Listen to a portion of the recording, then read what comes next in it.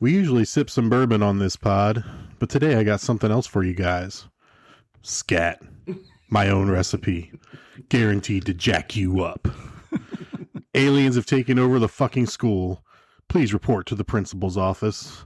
All Guts So Gory presents The Faculty. No more pencils, no more books, no more teachers' dirty looks. The students at Harrington High have always suspected their teachers were from another planet. Is this going to be on the test? This is the test. This time, they're right.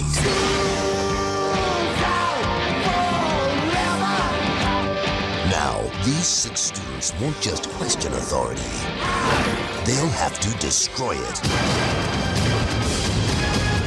Critics are calling it hip and scary. A thrilling ride from beginning to end. The Faculty. Please report to the principal's office. The mad and macabre. Oh, what monster could have done this? I'm just gonna bash your brains. Live or die. Make your choice. Wake up, little girl. Playtime's over. You don't know what death is. Sliced and diced. Welcome to All Guts So Gory. Our conversation today is on The Faculty. I'm joined as always by Charlie and Justin. Welcome, guys. How we doing? Good. Doing well. Great. Doing well. Belly full of Cheesecake Factory. So you're gonna bloated. Yeah. You gonna make it through this one, Charlie? I might. You need some scat to wake you up? Ski. Skeet? No, that's something else. Justin's gonna have to play with that one. Oh. Yeah. Oh man. So yeah, today we're talking about The Faculty. Guys, in case you weren't sure when this film came out, the opening of this one, right off the top, the Dimension Films title card and the Offspring, The Kids Aren't All Right needle drop. No, right away, that's 1998. Oh. Couldn't have been any other time. I've written down here, it was like opening a time capsule. Yes. Yeah. It was. The first 3 seconds, it's like, oh man. Yeah. The Offspring, Oasis, Creed, Soul Sound, Garbage, Stabbing Westward, Sheryl Crow, and Sean Mullins. You know exactly when you're at. Yeah. Even was it a Pink Floyd song that was redone? Redone. There was, they must not have got the rights. Yeah. I don't know who did it, but they did Another Brick in the Wall. They had Alice Cooper's I'm 18 was redone by someone else. The trailer had School's Out, another Alice Cooper, but done by someone else. Right. Yeah. School's Out. That's a anthem for so many. Every movie that I think takes place on a high school probably uses it. Scream uses it. Not Varsity Blues. This one. Dazed and Confused uses it. Any like last day of school kind of thing, or school's canceled, they're playing this song. It's like every football movie has AC/DC Thunder. Yes, Thunderstruck with a slow walk. Right. It's in their rights. They just get it right away. It's the law. Yeah. So I picked The Faculty to do this week. I don't know if it's aged well, but I think because the cast has aged tremendously from this movie. It's just such a great cast, and there's so much of them are so relevant nowadays. It's just great. There's so much to get into. So we'll kind of talk about the cast as we go through our scene by scene breakdown. I don't want to get too bogged down with all of them right off the bat because there's so many. Yeah, that could be 2 hours right there. Yeah, just on the cast, we could do a 2-part episode probably on the cast from this movie. But yeah, this movie was Christmas Day release in 1998 as well. It was pretty highly anticipated when it came out. First question for you guys. Did either of you have a teacher in school you thought was an alien? Go ahead, Charlie. 100%. I didn't, not realistically, no. But looking back, like I had 2. I don't think they're still around, so I don't think they can sue me. We had a history teacher, social studies teacher, civics teacher. They called him Coach Piz. I guess he had coached at one point, but wasn't anymore. His last name was Pizzolatto. And oh my God, this guy was like, he was off the charts odd. Just the way he talked and explained stuff. And then the other one was Mrs. Givens, also in high school, and she did math, and she was an odd duck too. Really. From Crowley? Really, yeah. Crowley High. Woo woo. Fuck the gents. So, no, I don't have any specific examples of thinking teachers were, I mean, much like Charlie said, yeah, we don't really think they were aliens, right? But like, it was weird to see them in your life outside of school, though, right? Like, if you saw one at the grocery store, you wanted to call somebody, you're like, are they allowed to be outside of the school? Right? Like, it's like seeing Bigfoot. Exactly. The teachers belonged in the school. They slept in their teaching outfits. They mowed their yards in their teaching outfits. They everything. So they stayed there. They lived there. Exactly. Yeah. Exactly. So yes, there was definitely, they spoke different. As Charlie said, like they had used what we thought were old timey phrases, and they were probably like 26 years old, right? So it's like, they weren't, they're way younger than we are now, right? So I'm sure it's a generational thing. Yeah, I had a teacher named Mr. Staggs in 6th grade science, oddly enough, science teacher that I don't think he was an alien, but I mean, this guy was never introduced to a grooming tool, I think, in his life. He was clean shaven, but he was an elder man. He was an elder man, and so like when you get older and your ears get bigger, well, he had some big droopy ears and like eyebrows that like if you take a 4 on your guard for a beard trimmer, you get this guy's eyebrows, like you're going to cut half his eyebrows down. Like big bushy eyebrows. That's actually what I use. Hair coming like a party favor coming out of his nose, party favor coming out of his ears. It was like, man, what parties are you at? I mean, like this guy needed a pair of tweezers or a little groomer tool for Christmas, and no one ever got him one. Sprouting out. Yeah, that's the closest thing I could think of to like, is this guy real? This is a human. He's got hair coming out of places that you at least got to cut it down. Sometimes when there's lessons, you made me think of a biology teacher that was like, there was one time on our high school campus where like 2 turtles were like having sex, and he brought the whole tried to get the whole class to go out to find it, to see it. And he had this whole lesson about interlocking, genitals of turtles. I'm like, oh, dude, get out of here, you alien. Right? So we don't want to hear that shit. Yeah. So this is like I said, Christmas Day release in 1998. For me, I was a freshman in high school at this point. A big turning point year for everybody at this age, 14, probably going on 15, where you have older siblings, friends with older siblings who they have a car. You go to the mall, you start getting into R-rated movies, things like that. This is, I think, one of the first R-rated movies that I went to with friends. I know my parents took me to a couple, but like going to the movie, buying a ticket with friends that were not of age either and getting into the movie and stuff like that.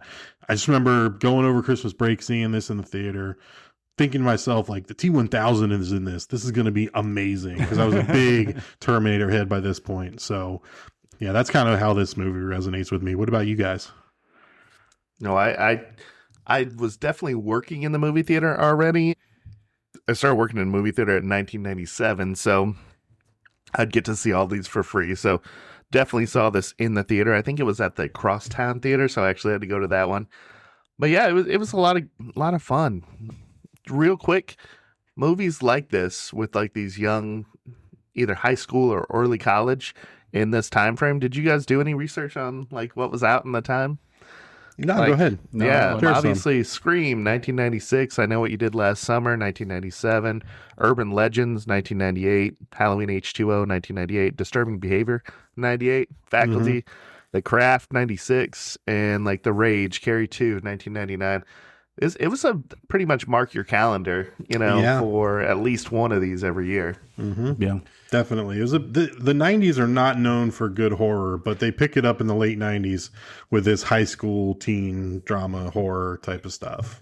I remember being kind of mid, thinking like at first watch, I was like, it's all right, but like they're it's not Scream, right? It wasn't Scream, even though it has, I'm sure you'll get into that a little bit. But like, it seemed like they painted us, the high schoolers, in such a broad, brush. And I think that was part of it, where it's like, come on, get a clue, guys. Right. But watching it later, I love it now. Yeah. Yeah. Charlie, you're a little older than us. 1998. Were you, 98, I was in the Air Force. I was 29. I think I saw this in the theater. I'm not 100% sure. I'm pretty sure I did. I thought it was pretty good. I mean, like, everyone looks older than high school age. You know, Except for Elijah. Yeah, he still looks like he's in high school. Yeah, he still does. But I mean, I liked it. First time I saw it was really good. Yeah. So you were in day one. Oh yeah. Okay. Yep. What about now? Now I think it held up pretty good. Yeah, I agree. definitely. I like it more. The further I get away from being that age, it's a lot more fun. Yeah. Yeah. I think the cast, like I said, the cast has aged tremendously. So when you watch this now, you're like, man, all these guys, this is an A-lister after A-lister throughout this You're thing. like, is that Danny Masterson? Yeah. Oh, yeah. Well, yeah. I said that and I was like, fuck that guy. How's he doing? Yeah, not good. Not He up with current events, good. not good. No. Oh, anything happen? Something happened? Ugh. Anyway, so Ryan Coogler, who recently wrote and directed Sinners, said this movie was one of the inspirations for Sinners. He liked the mashup here of Invasion of the Body Snatchers and The Thing, but setting it at a high school. I think there's also a Stepford Wives vibe going on in this movie a little bit. The way, once they're assimilated, the way they kind of act, like especially Piper Laurie's character, Miss Olsen, she's very much a Stepford Wife, kind of playing it that way. Right. You know, definitely some Breakfast Club type of self-awareness to the characters. You know, Sinners also a bit of a mashup of a movie, a number of different horror films he draws from Dusk Till Dawn, this one, Salem's Lot, and some others for Sinners. Yeah, so Ryan Coogler, you know, using this as inspiration for Sinners, which might be up for an Academy Award. It's going to be up for some big awards, a number of them. So that's pretty impressive. Yeah, it was good. Yeah. Yeah, well, you mentioned Breakfast Club, and while I was watching it, upon rewatch, I was like, oh, this is just like The Thing meets The Breakfast Club, and I thought it was so damn clever. But then on IMDb, it was the first thing that popped up with the reviews. I'm like, oh, I'm not clever at all. You're not the only one. I'm basic as shit. Yeah. So as we start to get into this film, I want to talk about Dimension Films real quick, because if you were growing up in the 90s, you saw Dimension Films title card, you knew you were in probably for a wild ride. Dimension Films was founded in 1992. They were a banner under Miramax Films that wanted to release stuff not really under the Miramax banner, but as something else. So all their horror and sci-fi stuff went under the Dimension Films banner. The first movie they released under Dimension Films was Hellraiser 3, Hell on Earth.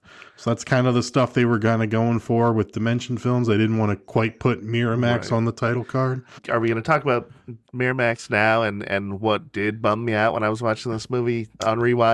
When it was going through the credits and the second credit was Bob and Harvey. Yeah, your all-time favorite movie producer, how they went bankrupt. Yeah. I think I wrote some character letters about him. No, yeah, I was bummed out when I was like, oh yeah. I know that does happen when you're rewatching an old movie you like, and all of a sudden it's like produced by Harvey Weinstein. You're like, ah, fuck. Pulp Fiction. I was like, never mind, I don't like it. Yeah.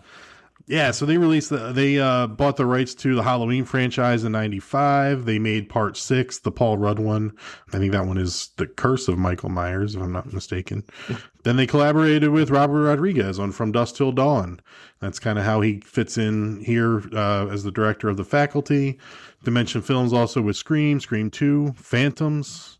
Ben Affleck was the shit. Was the bomb in Phantoms, yo. Halloween H2O. It's the personal favorite of yours, right? It is. Yeah. Existenz, the David Cronenberg body horror classic. Teaching Mrs. Tingle, which is in '99. Oh, another teen, like drama thriller type thing. Yep. So, yeah, Harvey and Bob, Miramax, they went bankrupt in 2018. Miramax, Dimension Films, no more. All that library acquired by Viacom CBS, which is now Paramount Skydance. So, yeah. Nice. Was Paramount. I think Paramount just acquired Skydance like 2 months ago or something. But anyway. So yeah, let's talk about Robert Rodriguez. The Faculty is a Robert Rodriguez joint. I think he just come off of From Dusk Till Dawn in '96. Also did El Mariachi in 1982, Desperado in '95. The Misbehaviors segment of 4 Rooms, which Justin I know wants to talk about. Good. Knocks out this, Spy Kids, Once a Time in Mexico, Sin City.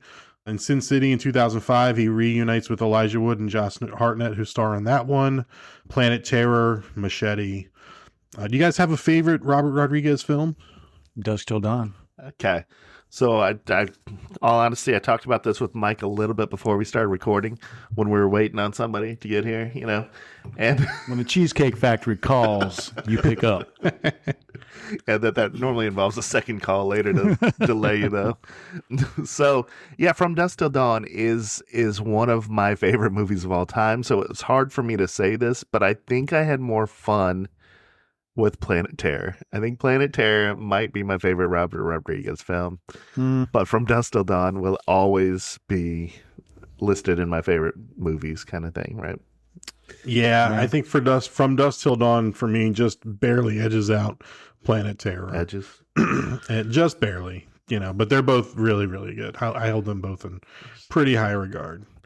Oh, go ahead. No, I was gonna ask if you wanted to talk about the misbehaviors for a minute. I was gonna say, I think I thought of myself as kind of like a hipster back in the day. So I heard about El Mariachi and then watched Desperado and kind of followed Robert Rodriguez, especially when From Dusk Till Dawn came out, and that was just blew my mind completely wide open. But in Four Rooms, the segment he directed called The Misbehaviors is one of the funniest 25-minute things I've ever watched in my life. Which one is that? It's the one with Antonio Banderas in the hotel room where they find the hooker in the bed. Oh, God. Oh my gosh. And he's like, I found a hooker, and she's like, stop calling her that. And she freaking stabs him with a needle that she finds. He throws up. Oh my gosh. I think my side was hurting for days after seeing that whole segment. It was unlike anything I'd seen in my life, I think. So, yeah, always going to be fond of that one. Sounds good. So, as a hipster, Justin, in the trailer for The Faculty, Don LaFontaine, who's the famous movie trailer voice, calls this movie The Faculty in a world. Yeah, he calls this hip. So when the 60-year-old calls the movie hip in the trailer, how'd that make you feel as a hipster? No, you don't tell me what's hip.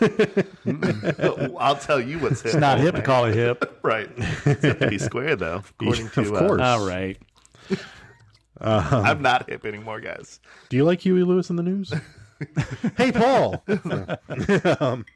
So the script for this was written in 1990 by two guys, David Wechter and Bruce Kimmel. No buyers for this script. Floated around Hollywood for a bit. It was not until after the success of Scream in 96 that Miramax Films bought the script from these two guys. Miramax brought in Kevin Williamson to do the rewrites. Kevin Williamson, who wrote Scream, famously also he wrote Dawson's Creek before that, right? I don't want to wait. Yeah. So writer on Dawson's Creek, and then, did Scream in 96. They brought him to do the rewrites. Kept the basic story, but changed a lot of the dialogue, added some different characters. Originally, Williamson was going to direct the film, but he chose not to.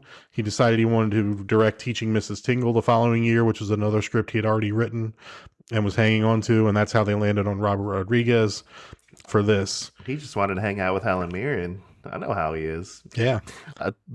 One more word on Robert Rodriguez real quick. Sure. Directed his movies that he's directed well over $1 billion, right? So the Spy Kids alone, 1 through 3, almost grossed $500 million by themselves. Wow. The rest is gravy, right? Alita Battle Angel, $400 million. So fill in the rest and you're well over $1 billion. Yeah. Good stuff. That's a lot of money. Is James Cameron tied to the Alita Battle Angel I'm not universe or sequel? They're working on a sequel. Yeah. It wasn't great. I'm sorry, I liked Robert. it. I liked it. It's just I had high hopes, as Panic at the Disco sings, but yeah, that didn't meet them. Mm-hmm. So yeah, Kevin Williamson wrote Scream, wrote I Know What You Did Last Summer, Scream 2, a lot of TV, 171 episodes of The Vampire Diaries in 2009, The Following starring Kevin Bacon, Stalker, Tell Me a Story, etc. His only director credit is Teaching Mrs. Tingle in 99, and he's also set to direct the upcoming Scream 7. So back in the director's chair after 27 years off. Okay. Yeah. I bet it's going to be hit. Don't tell the kids what's it. Not now, exactly. Yeah, Kevin Williamson wrote a 45-minute one-act play while he was in college where a woman is stalked by a killer. That ends up being the opening scene of Scream. Interesting there. So that's our writer and director for The Faculty. What about, let's get into the tagline. You want to do the tagline, guys? I did not look this up. All right. Well, there's 2 posters for this. Okay. One poster says, "These 6 students are about to find their teachers really are from another planet." Sounds a little Alien in My Attic kind of. It sounds a little young. Doesn't even sound like a tagline. Right. It just sounds like, Tune in. this is soon. what it's about. Yeah. Like, yeah. The other tagline, a little bit better, a little more creative, good pun. "Take me to your teacher."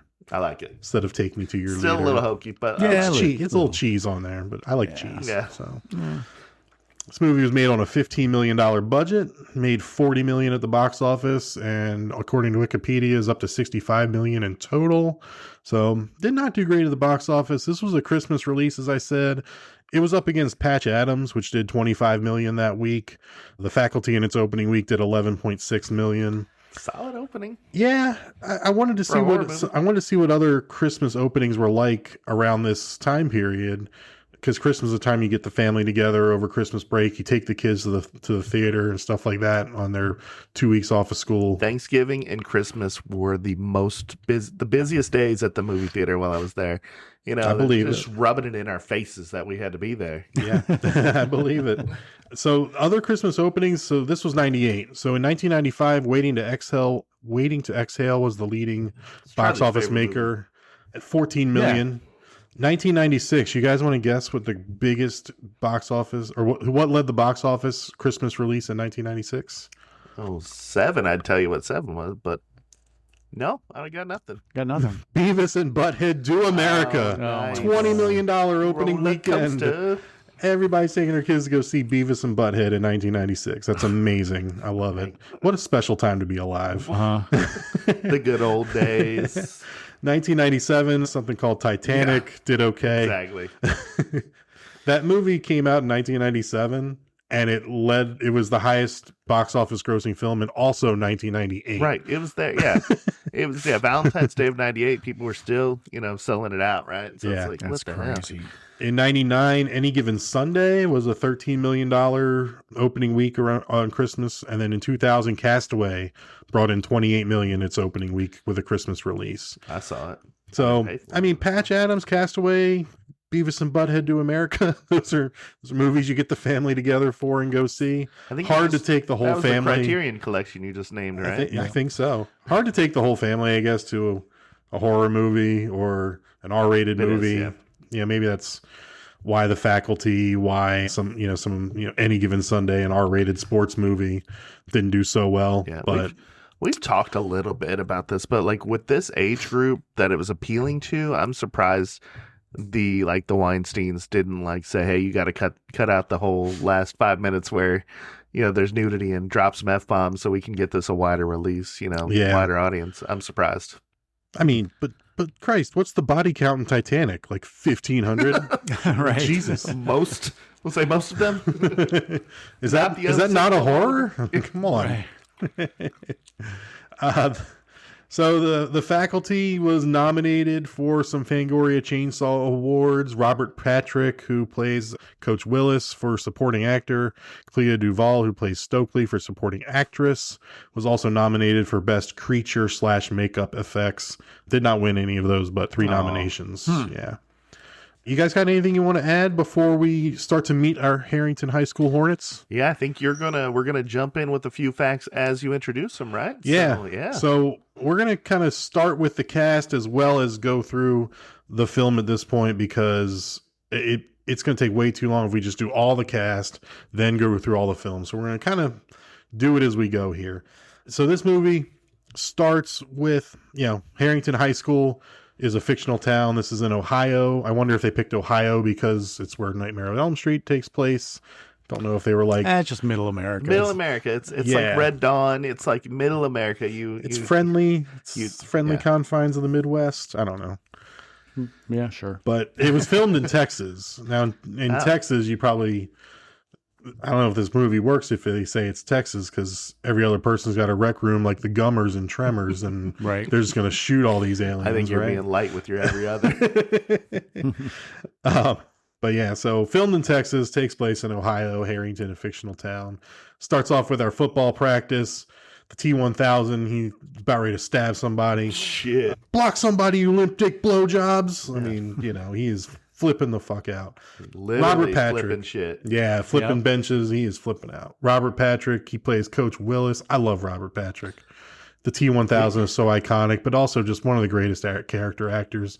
He shows up in something. I'm in. He can play nice. He can play evil. He's so good. Such a wide range he can play. This was probably the most I've seen him do in a movie, like acting wise, like different. I mean, most lines, way more than T2, right? Way more emotion shown than T2 for sure. So this may be my favorite Patrick role. Yeah. I mean, okay. T-1000 that's a better movie in my list, but Robert Patrick might be a better character in this one than that one. Hot take. It is quite the hot take. Yeah, quite the hot take. Yeah, especially because they asked him to be the T-1000 in Wayne's World 2 for a second. And also Last Action Hero. He's a cameo in that, coming out of the police station when Arnold's walking in. Yeah. They just ask him to be, can you be the T-1000 again for like a minute? Said it. Hot take, man. Yeah. But yeah, just such a great character actor. I love when he shows up and stuff. And I think he still is playing a little bit like the T-1000 in some of the things he's doing here. It's in there. Yeah. The next actor we see in this movie is Usher. He plays Gabe. Usher. Yeah. He plays Gabe, who is with Stan on the football team. If you go back to the poster for this movie, Usher is on the poster. The character Mary Beth is not. Mary Beth is one of the core six, as we'll get to. But Usher's on the poster. His role is really not even necessary in this movie, I would argue. Unless there was more left on the cutting room floor than what made it into the movie. He's not really given anything to do except be like, hold Stan back from going after the coach or something. But he's Usher. Yeah. He's Usher. They must have been like, I mean, he's the biggest star. I mean, one of the biggest like pop stars at the time. My Way came out the year before. You Make Me Wanna, all that stuff had just recently come out in 97. Yeah.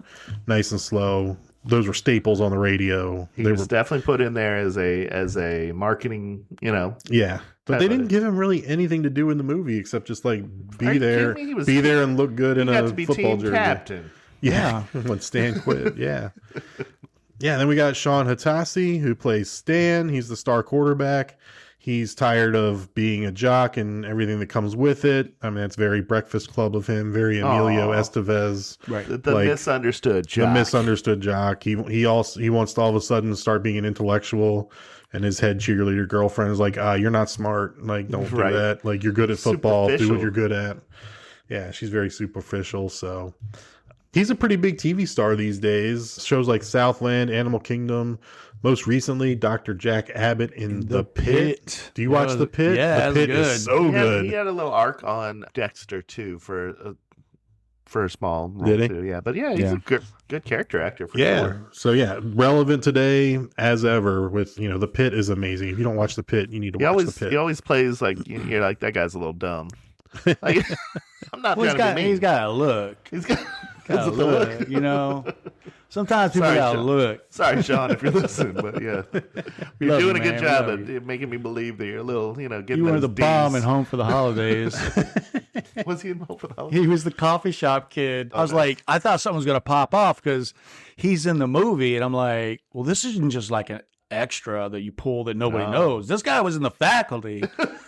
Something's going to happen. There's going to be a robbery or something like the first time I saw the movie. And he just gets his coffee and leaves. I'm like, oh, okay. I mean, so he wasn't the bomb in it. No. Yeah. So now we're moving into the teacher's lounge. We meet some of the other faculty in this movie. Bebe Newirth plays Principal Drake. She is most famous for being Lilith from Cheers and her short run on Had a Frasier. crush on her. Right? From Cheers? Yes, she slept on, man. I mean, I was gonna say she looks good in the faculty compared to the Cheers where like her hair's all pulled back tight. She's got a stick up her ass.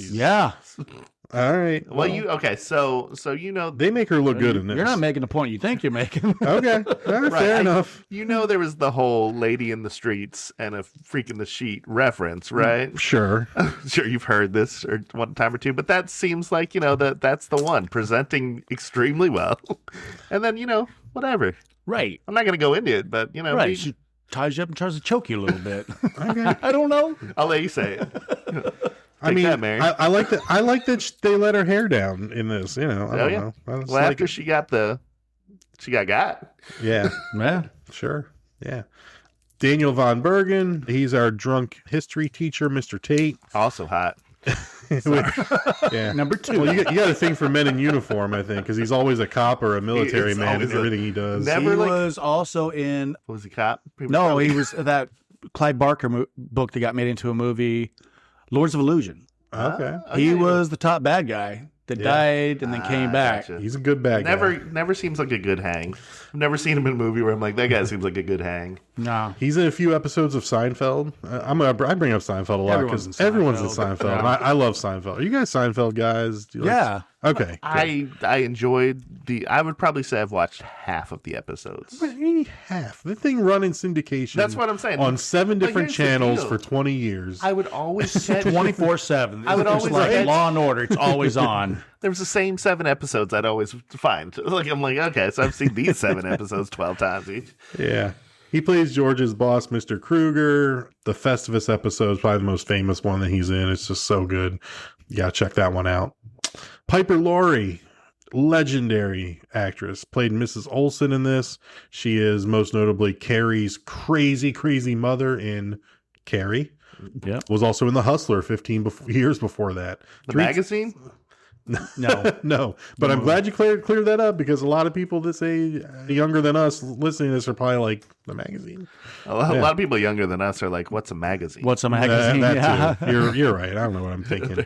What is that? Is that a website? Piper Laurie, 3-time Oscar-nominated actress. Wow. Yeah. Did not know that. Susan Willis is homework. Mrs. Super effective as Carrie's mom. Oh my for God. sure. Yeah. Hated that lady. Yep.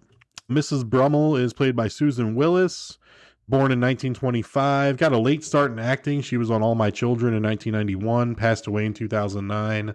I only bring that up. Her last role was in 2009 as a zombie in the classic, stop me if you've heard this one, Dr. S battles the sex-crazed reefer zombies, the movie. Was that the sequel to it? Or? I guess. Okay, no. I guess I've never heard that. There must have been Never. a TV show or a comic book because this one states in the title it is the movie. So, yeah. All right. I just wanted to say that Dr. S battles the sex-crazed reefer zombies on this podcast. That's all. So after the meeting with the faculty, redundant, I guess, sorry, we get Coach Willis coming on to Mrs. Drake, the principal. I love where he stabs the pencil through her hand. Right through her hand. And Like this it's is where he butter. does the T-1000 thing because he tilts his head. He's like admiring his work. He's like looking at it and like he smiles a little bit. He's like, I've always wanted to do that. It's very much like when the T-1000 is nice in T2 where he's like, say, that's a nice bike. And he's always doing like when he stabs the other cop through the eye with his finger and he's just like kind of tilts his head, admires what he's doing for a minute. Like he does that in this scene with the pencil through the hand. It's so good. Did he have to train to not blink when he was shoving the pencil through her hand like you did for T2 while he was shooting the gun? What, you didn't hear that? No. He trained for days to so he wasn't flinching when he was pulling the trigger. Really? So he looked more robotic. Oh, This guy's a cool guy. That's awesome. Yeah. And So then, this is where we learn one that still has their memories, even though he was gotten earlier, right? He was gotten on the field. They still got their memories, and they're not alone, right? Right. He's not the only bad guy. Yeah. Because, Coach is chasing the principal, and Mrs. Olsen intercepts her. She thinks he saved Mrs. Olsen, kills her, or at least stabs her. We think she's dead. We don't know what's going on yet. And then she stabs her and says the same thing with the pair of scissors, says, I've always wanted to do that. And then we get to the title card. 8 minutes into the movie, the title card hits the faculty. So You would think that Coach Willis wouldn't have that big of a beef because they get everything they want because they're the football town, right? right. Yeah, but he's a man like that, and she's a woman in charge of him. Good call. I forgot that Charlie was our woke one here. Let's get to, do you want to get to some of our core characters here at the start of our next school day? We'll go through them in the order that they flash their names on the screen. And this is the next scene in the movie.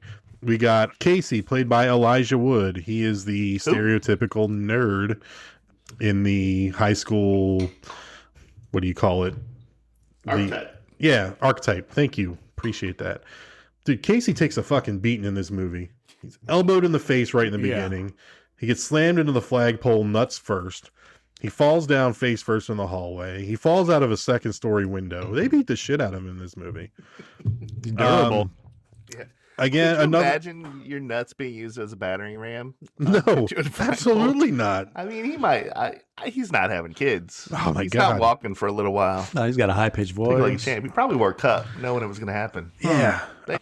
I mean, he's been acting probably his whole life. I mean, he started, I think, Back to the Future 2 was one of the first things he did, where he's got one or two lines. Radio Flyer, one of the first movies that made me cry. North, you guys ever fuck with North? I saw North. That was one I saw as a kid, and it's like the plot is nonsensical, but it's a fun movie. And you want to talk about another all-star cast? Holy shit, that movie, A-listers from top to bottom. But I mean, I like it. Gets a bad rap. The Good Son, opposite Macaulay Culkin. Yeah. That's like I think the first thing I saw him in before some others. Before I went back and I was like, oh, that's Elijah Wood. Like when I see him in Back to the Future 2. But Good Son, I remember my parents taking me to see that in the theater. It was just incredible, like weird to see Macaulay Culkin To teach you what happens evil. to bad kids. Yeah, I don't know. More recent in horror, he's in stuff like Cooties, The Monkey, a show called Yellow Jackets, which I don't know if it's a horror, but it's a fun show. It's a good show. You mentioned Sin City. He was creepy as Sin shit. City, yeah. Kevin. Yeah. And Kevin gets a call back in Cabin in the Woods. Yeah, that's right. He wins a Fangoria Chainsaw Award for Maniac in 2014. Okay. Have you guys seen Maniac? I Not to be don't confused know. with Maniac Cop or another slasher called Maniac that was in 1980. This one is it's basically shot through the eyes of the killer, which is Elijah Wood, and I think it's very much. I haven't seen it, but from what I saw, it's like I don't want to say it's American Psycho because it's not, but I feel like he struggles with like having a bloodlust he can't control, and so he kills like superficial. Much like Charlie. people. I haven't seen. Yeah, exactly. So I did a little bit of counting on his filmography. 18 movies by the time he was 18 years old. So from the age of 8 to 18, 10-year period, he did 18 films, and then 40 plus after that. So he's a prolific actor. Yeah. And he was on one episode of The Osbournes. Was he? Yeah, I remember. What? He was. He was just at the house. I was like, is that Elijah Wood? Is that Elijah Wood? Is that Frodo? He seemed like a nice guy. Speaking of Frodo, seemed like a nice guy. Did you do the Frodo? No, I'm not watching Lord of the Rings. Oh yeah, Charlie knows it was Frodo. Great. You guys can talk about Lord of the Rings. It was a great movie. Is that your peak, Elijah? Though, would you say Frodo? Yeah, probably. It's got to be right. Tombstone list. If you had to put one title on the tombstone, it would be Elijah or Lord of the Rings. Yeah, for sure. I mean, it is for everyone else. I get it. Well, you should get on those. Everyone else. Do you have 11 hours? 12. I got like, how long is this one? That's how long I got. Which version are you making? I tried to watch the extended, the uncut, all three in a row. I think I got to hour 10. I was like, that's a day break. that, like, if you finish it, you end up hating the movies. Right. Like, Your head will explode. Right. The black hole will form where you used to be, and the world universe will be destroyed. The Eye of Sauron looks at you. Yeah. Mike's like, what? Sure. All right. Where are we? Enough on Elijah. No, so Casey, he gets elbowed in the face for whatever reason. For living, for breathing. Our next character, Stokely, walks by. Crash and burn, Casey. Played by Clea Duvall. Stokely, she's the goth. She's the basket case. Was nominated for Best Supporting Actress for the Fangoria Chainsaw Awards for this. Also, pretty big roles in Veep and Argo. Any thoughts on Carnival? Stokely? Carnival? Yeah, Did you that's ever right. see that? Did not see that. Carnival. I don't know. No, Carnival. You're right. But I haven't seen that, but I did see that on her IMDb. Did you say American Horror Story? I did not. Girl No. Interrupted. But I'm a cheerleader. Those things, like those are. She was always, unfortunately, she was like hey, do you need somebody that's going to play a lesbian, like an outcast, kind of. Yeah. And they even play on that in this movie too, right? Like where she uses that as she a is a lesbian right. playing a straight girl trying to pretend to be lesbian to avoid having friends. She's definitely the Ali Sheedy. What's her name? Absolutely, Allison. Yeah, like Ali Sheedy. Perfectly described Justin's high school years. A dude playing a dude playing a dude playing another dude playing a dude playing a dude. Then we got Delilah, played by Jordana Brewster. She's the head cheerleader, popular girl, newspaper editor, grade A first class bitch, according to Casey. Well, she's pretty cool when she's not being such a grade A. Yeah, she's obviously a psychopath. Yeah, she's most well known for being Mia Toretto in the Fast and Furious franchise. This was her first movie role. She was on a soap called As the World Turns before this, also in the horror realm. Texas Chainsaw Massacre: The Beginning, and recently Heart Eyes. Heart Eyes, yeah. You guys both seen Heart Eyes? I've seen Heart Eyes. I have not seen Heart Eyes. I haven't either. Surprise, Heart Eyes. I don't know if she was written. If she was written as a poor actress in this one, but yeah, it was not her best film. But it's the movie's not worse bad, than say Furious. I don't know, 9. No comment. Love you, Jordana. Yeah.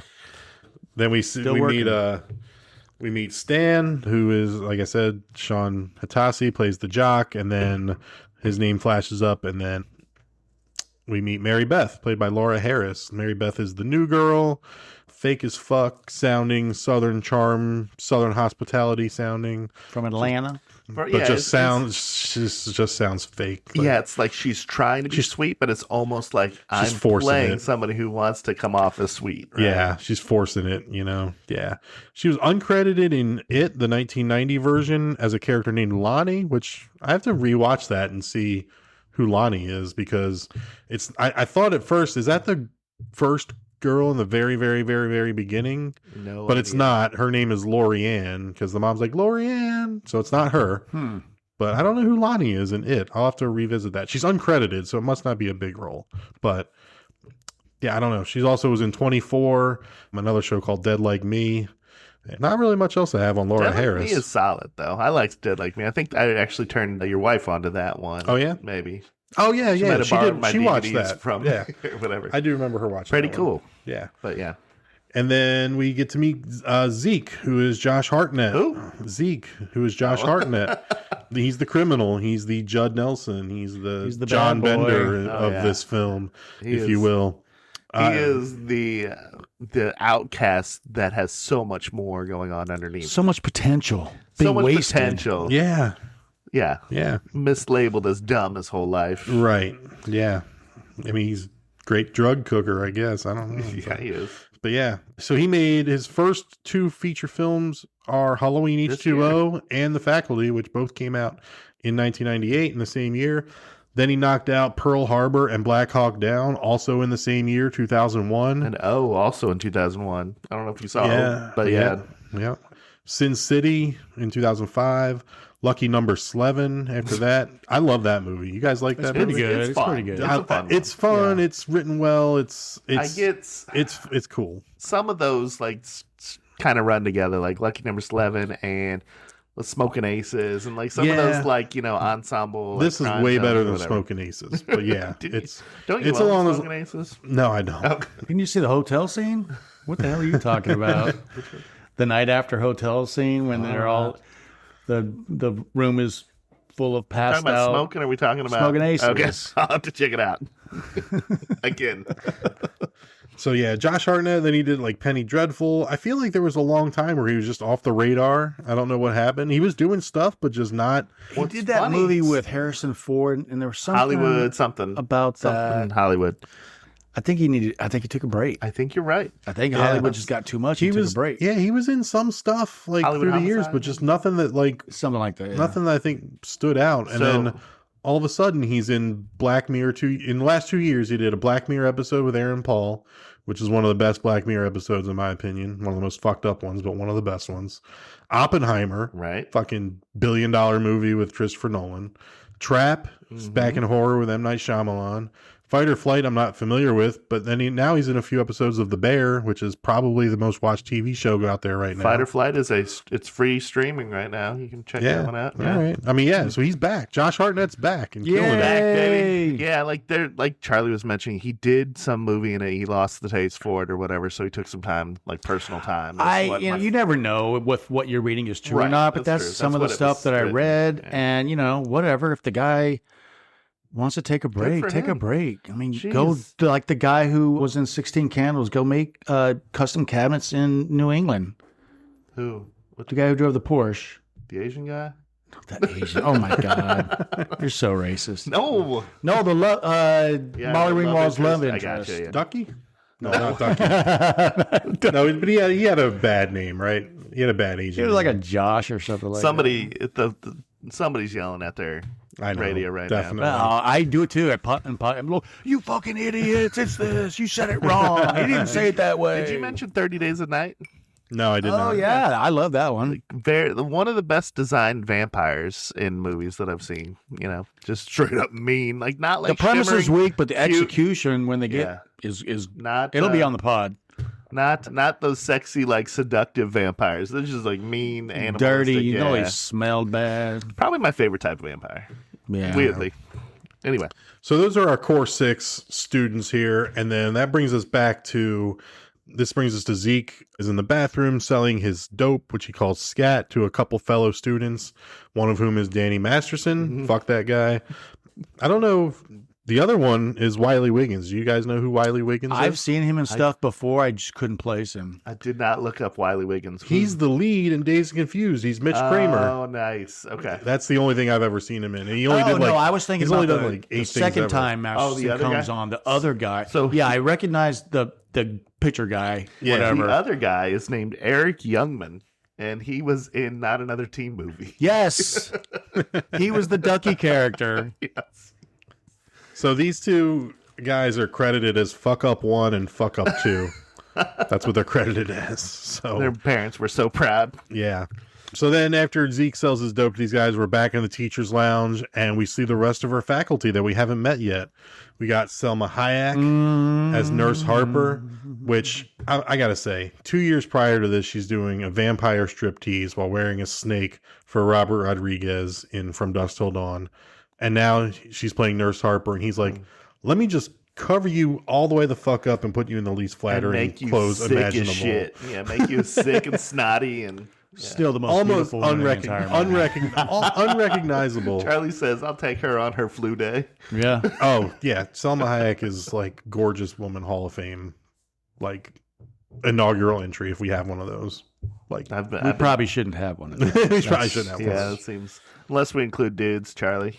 Oh, all right. All right. Now, I've been told to tone down my thirsting on these episodes. Oh, really? So, no, Really? I haven't. I'm just kidding. He's unregulatable. Yeah, you can't control it. Yeah, let's stick with the gorgeous women on this. Famke Janssen? Famke Janssen or Not Janssen? a fan of her gorgeousness. No. Really? She plays Mrs. Burke. I mean, she was a Bond girl in GoldenEye. She was a Petra model, in Rounders. supermodel, yeah. Freaking Then Jean this. Grey. Evelyn in House on Haunted Hill. She is Yeah. from GoldenEye through X-Men, another Hall of Fame hot girl. Sorry. She is. Sorry. I mean, less competition, Mike. Charlie's out on. Right? That's fine. more for us. All you. More for That's us. all you. Unfortunately, she did a risky role in Nip Tuck where she was like used to be a man or whatever. There was at the time it was like this. It was a controversial episode or whatever. But like, Still would. yeah, Mike's in on it. So yeah, I think that was risky of her to do. I think it, but whatever. Yeah. Is Miss Burke the worst teacher ever? Oh my god. Her first scene, she writes Caruso on the board, and then is like, "So, What was he afraid what of? was Caruso's greatest fear? Like just a cowering little mouse. Like, Yeah. and then Zeke like impresses her with a take on Caruso that's like very vague. I don't even understand what he said. And Calluses. yeah, He was talking about, and she's like, "Wow, masturbating the that's whole really time. great." And That's what he was meaning. You know, she has zero command of the classroom. She has zero command as an authority figure, as we see later when she approaches him when Zeke's selling his shit in the parking lot. Anyway, the other person in this faculty room lounge is Jon Stewart. John F. He is our biology teacher, Mr. Furlong. Oui. Yeah, he's in Big Daddy. He's in this. Most everything else that he's credited in, he's usually playing himself.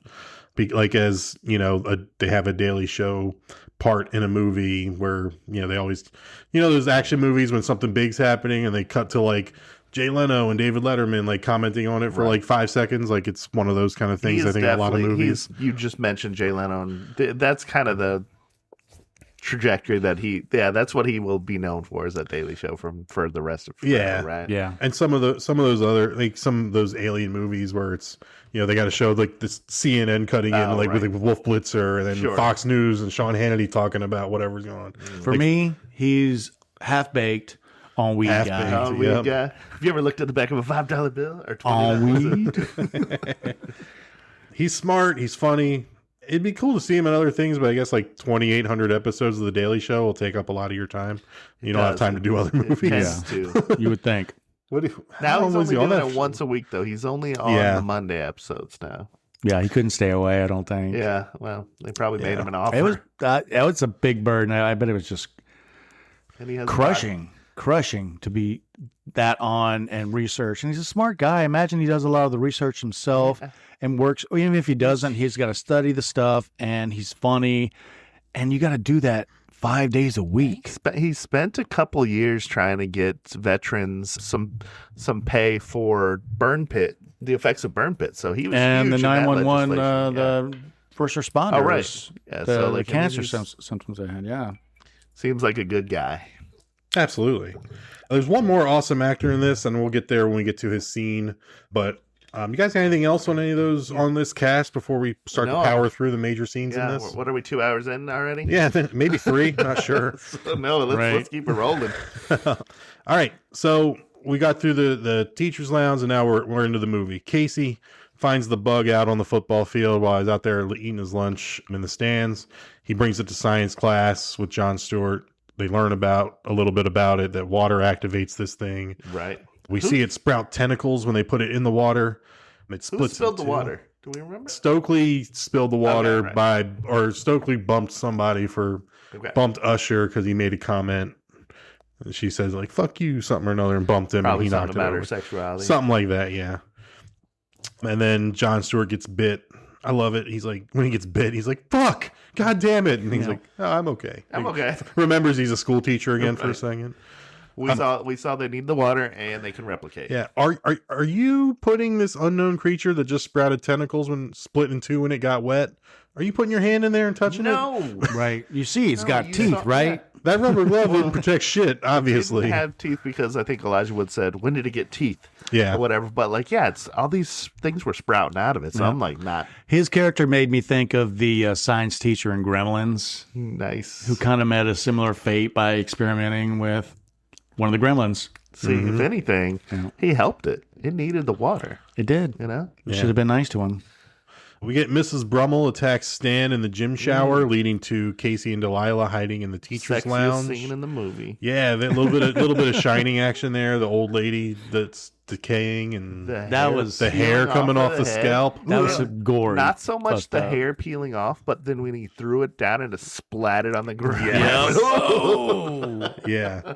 And for reasons unknown, Casey walks into the shower fully dressed and sees Stan there, and Stan's like, "Get help!" And then he runs away. Why was he about to walk into the shower with Stan in there naked while he's fully dressed? Let me help you out. I know you're a little worried. We're gonna have a Stan Casey conversation later because I got some thoughts. So Stan talked to Casey in the locker. He helped him out or whatever, and then he went to get a shower with the soap on the rope. And then he thought he heard something, so he said, "Casey, is that you?" So that's probably why Casey walked in. Okay. To see his butt. Gotcha. To see exactly.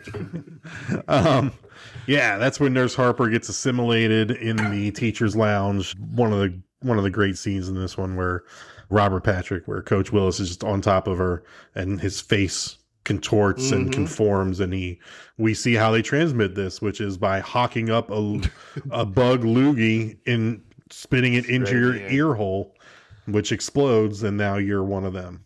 I was like, no, don't do it. But you're like, All right. So then we get, obviously Casey and Delilah are spotted because Mrs. Brummel falls down in the closet. And then this leads to a police interrogation.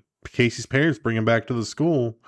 And this is where we get our next big actor, great actor in this movie. Shooter McFucking Gavin. Shooter McGavin. Christopher McDonald. Shooter. 228 acting credits. I don't think half the world knows his name is Christopher McDonald. I think they know him as Shooter McGavin. Yeah. There's no way this guy walks down the street and doesn't get 5 Shooter McGavins. Oh, right. Robert Patrick does it in this movie. When they walk out of the office and I don't Mr. Connor, I don't know his first name, but Casey's dad, Christopher McDonald, he says something. He's like, "Hey, good luck in your game, coach." And he just like looks at him and gives him the finger guns, like. Like he does it in the movie. What year did Gilmore come out? That was 95. Let me look real quick. Quick question while he's looking: was he a good dad or a bad dad? Or not enough. He was the typical parent, the adults in the movie with teens in it facing world-ending alien invasion. Don't believe any fucking thing they're saying. But in his defense, he drove him up to the school.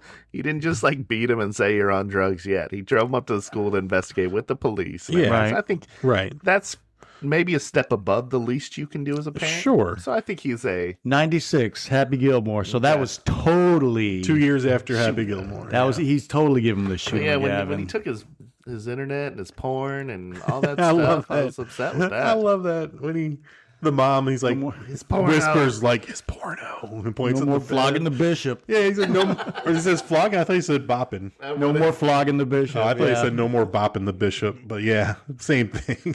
Like, I mean, and then so when Casey too. falls out the window, sneaking out of his room. And then the dad comes out and catches him. Like, where do you think you're going? He's still holding the porno. Like, he probably came out of his room and just sitting down, just like flipping through the pages for a few minutes. Yeah, he was rolled up and he used it as kind of like a stick to push him back. Yeah. He was just making sure he wasn't looking at anything deviant. Yeah, right. You have to researching it. I'm brushing my hair. It was probably like Playboy. It wasn't porn. It was called Boob Magazine. I can't think there's penetration in Boob Magazine. Not like Hustler or Jugs. I've looked at one. I don't know what you're talking He doesn't know what we're talking about. Sure he does. Yeah, right. Man, Cosmo, love Christopher McDonald. Yeah, great that he showed up. Fun to see him. Yeah, always fun to see him. So, yeah, so Mrs. Burke, she's now assimilated and confronts Zeke in the parking lot.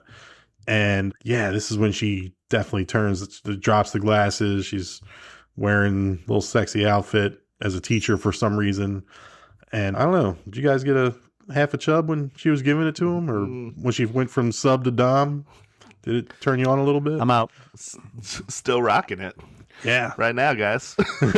I'll give you my opinion after we're done recording. She's a nice person. I don't want to say anything. She's a nice person. I'll shove my foot so far up your ass, you'll be sucking my toes till graduation. That part was really not as sexy as the next part where they, of course, yeah, definitely. But where she was looking for something cherry flavored from him. Woman, did you call me woman? But yeah, I want to just quickly chime in. This is when Zeke really knows that something's up. He sees long lines at the water fountain. He sees they're trying to buy all this scat, and then she does a complete 180 and she's a different person. So this is where he starts to know something's up. The fuck you couple that's what their name. That's their character names are. Did you look them up? Fuck you guy, fuck you girl. He was Scary movie. And one of the other, like, he was actually in maybe one of the horror movies too. Maybe yeah, Halloween. But he noticed them sitting on the bench and they're always fighting, but he wasn't fighting. Only she was fighting. Do we know who she is? Did you guys look it up? I did not. Summer Phoenix. Does the last name Phoenix ring a bell? She's one of them Phoenix kids. One of the Phoenix kids, yeah. Well, she's in the end credits. I saw that, but I didn't I don't really. She's Joaquin and River's sister. She's the youngest of that clan. Yep. Gotcha. let's see what's next. So then next we got Zeke and Mary Beth. You know, they kind of hide out and they start to make out for some reason. And anyway, they hear Casey and the gang through the vent talking about aliens. And they make their way. Sunshine Gang? Yeah. They make their way into the science classroom, the biology classroom. And this is where we get violent. Jon Stewart as Mr. Furlong is accused of being an alien. Right. He's like, really? Closes the blinds. Dude, violent Jon Stewart, let's fucking go. He grabs them kids, tossing them over desks, tosses them through a fish tank full of water in slow motion. Pretty cool shot. Yeah. And he starts choking one of the girls, right? He throws Delilah over a desk, like grabs her by the arm and just tosses her across the room. He started choking? No, he wasn't choking Mary Beth. No, she was always in the background. Okay. Yep. Somebody. Yeah. Casey, maybe. Stokely. But then we got, you know, Josh Hartnett rips off the coolest, one of the coolest scenes. Paper cutter blade and just slices the hand off. When you mentioned that you wanted to do this movie, I'm like, you mean the paper cutter sword? Yeah. That was badass. Yeah. So good. Cuts some fingers off. Yeah, and then those fingers crawl away, and it's like, holy fuck, what's going on here? And then they realize there's some shit going on. They go to Zeke's car, and they see, like, everybody's mean mugging them. Skipped one. This is the first one. This is the first time we realized that what kills them. Oh, yeah. I mean, the pen in the eye. You're right. Scat. The scat. Yeah. Because he knew, because Danny Masterson's character was trying to buy all of his scat, right? So he's like, something's up. So I'm going to hide, 5 in his pocket or whatever. So yeah, he was like, the scat is kind of something. Mm-hmm. Yep. Yeah. And then we get... let's see. Yeah, no. Okay, so then they go to Zeke's house, escape, right? And this is basically the thing, but instead of the blood test, it's the drug test. Yeah, they're all in the lab in Zeke's house, and it's basically sniff this shit, which is the same thing as McCready being like, "Put your fucking blood in this petri dish, and we're gonna test it. Cut your thumb in half, and put your blood in here, right? Well, and I'm gonna hold a gun to your head while you do it, a flamethrower to your head, or you know." And this is, there's a gun in the room for this, and they're pointing the gun at each other, like, sniff that shit. It's called a gun. Yeah. And everyone doesn't want to do it. I'm like, come on, guys. Yeah. I get that you're trying to make this a high tension scene, but everyone's going to be like, oh, I don't do drugs. Right, oh, exactly. Yeah. Like, give me that shit. Right, I'll show you right now. I don't want to be shot. Yeah. I'll do some scat. Yeah, and they first of all, scat is scat play. Like, people say scat is shit, right? Like, if you're scat is shit. Yeah, we've talked about it before. Scat play. Like what? Right? We've done way too much scat play talk on this podcast. We're not in that lane, just so everyone knows. There's no cups. I just wish somebody would shit on my chest. Oh my god! I remember from not another teen movie. Yeah. Yep. Yeah, so this is definitely just like straight from the thing, this whole scene. Oh, yeah. And then Delilah, when she sniffs it, her assimilation comes out. Mm-hmm. We see the bugs crawling under her skin, and then Casey's afraid to shoot her because he wants to sleep with her. He does still think she's pretty cool. Oh, we're gonna talk about Casey. He's fucking weird. Anyway, right? Are you talking about the photos in his room? the sniffing her hair when they're hiding in the closet. Like we'll get there. Yeah. God damn. I liked it though. She's like, oh. Yeah. Casey's gonna be on a list if it wasn't for this. Oh my god. Alien event. And then we get, so Delilah escapes, and then they, she Kool-Aid Man's her way out. Yeah, she destroys everything in that lab. She destroys it. Then they're like, there's only one place she could have gone. It's the football game. So now we got the football game scene, which you have to have. And I'm going to go in more into this scene later. Football game you want to talk about it now or later? Are we there yet? I think we're there. We're at the football basically, game. Yeah. Another thing that they realize or theorize is, what's her name? Stokely, knowing her science fiction movies and books. She's like, well, this is probably a part of the whole. Like, if we killed the main one, the other ones should, in theory, die out. So we realize that. So they come up with the plan to get the Queen Bee, which is the principal in their mind. Right. So that's why they need to go to the football game.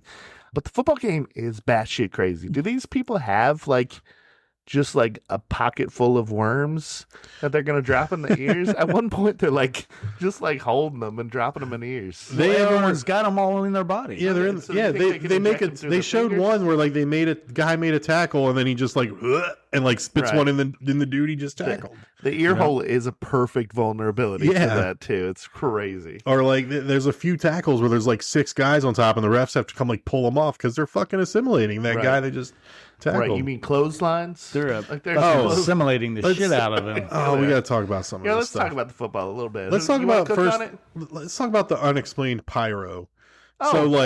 Usher makes that clothesline tackle and the pyro goes off in sync with it. Like, when does that happen at a high school? When does it happen at any game, much less a high school game? I've never seen fireworks at a football game, but like, Justin, we've been to a couple high school football games this year. They can't even get the fucking down and distance right on the scoreboard, much less sync up a pyro firework to go off when someone makes a big tackle. You know what they definitely can't get done at this level is the play clock. I'll tell you that much. But anyway, somebody in production had like a brother-in-law who has a pyro business on the side. Right. So, but then like both teams were getting, amped up. Well, they were pulling them off the field and stretchers, right? When one guy on the away team got stretchered out, and then they have like dude makes a tackle, and the guys start lifting him up on his shoulders and carrying him off the field. The game's not over, bro. Like, right.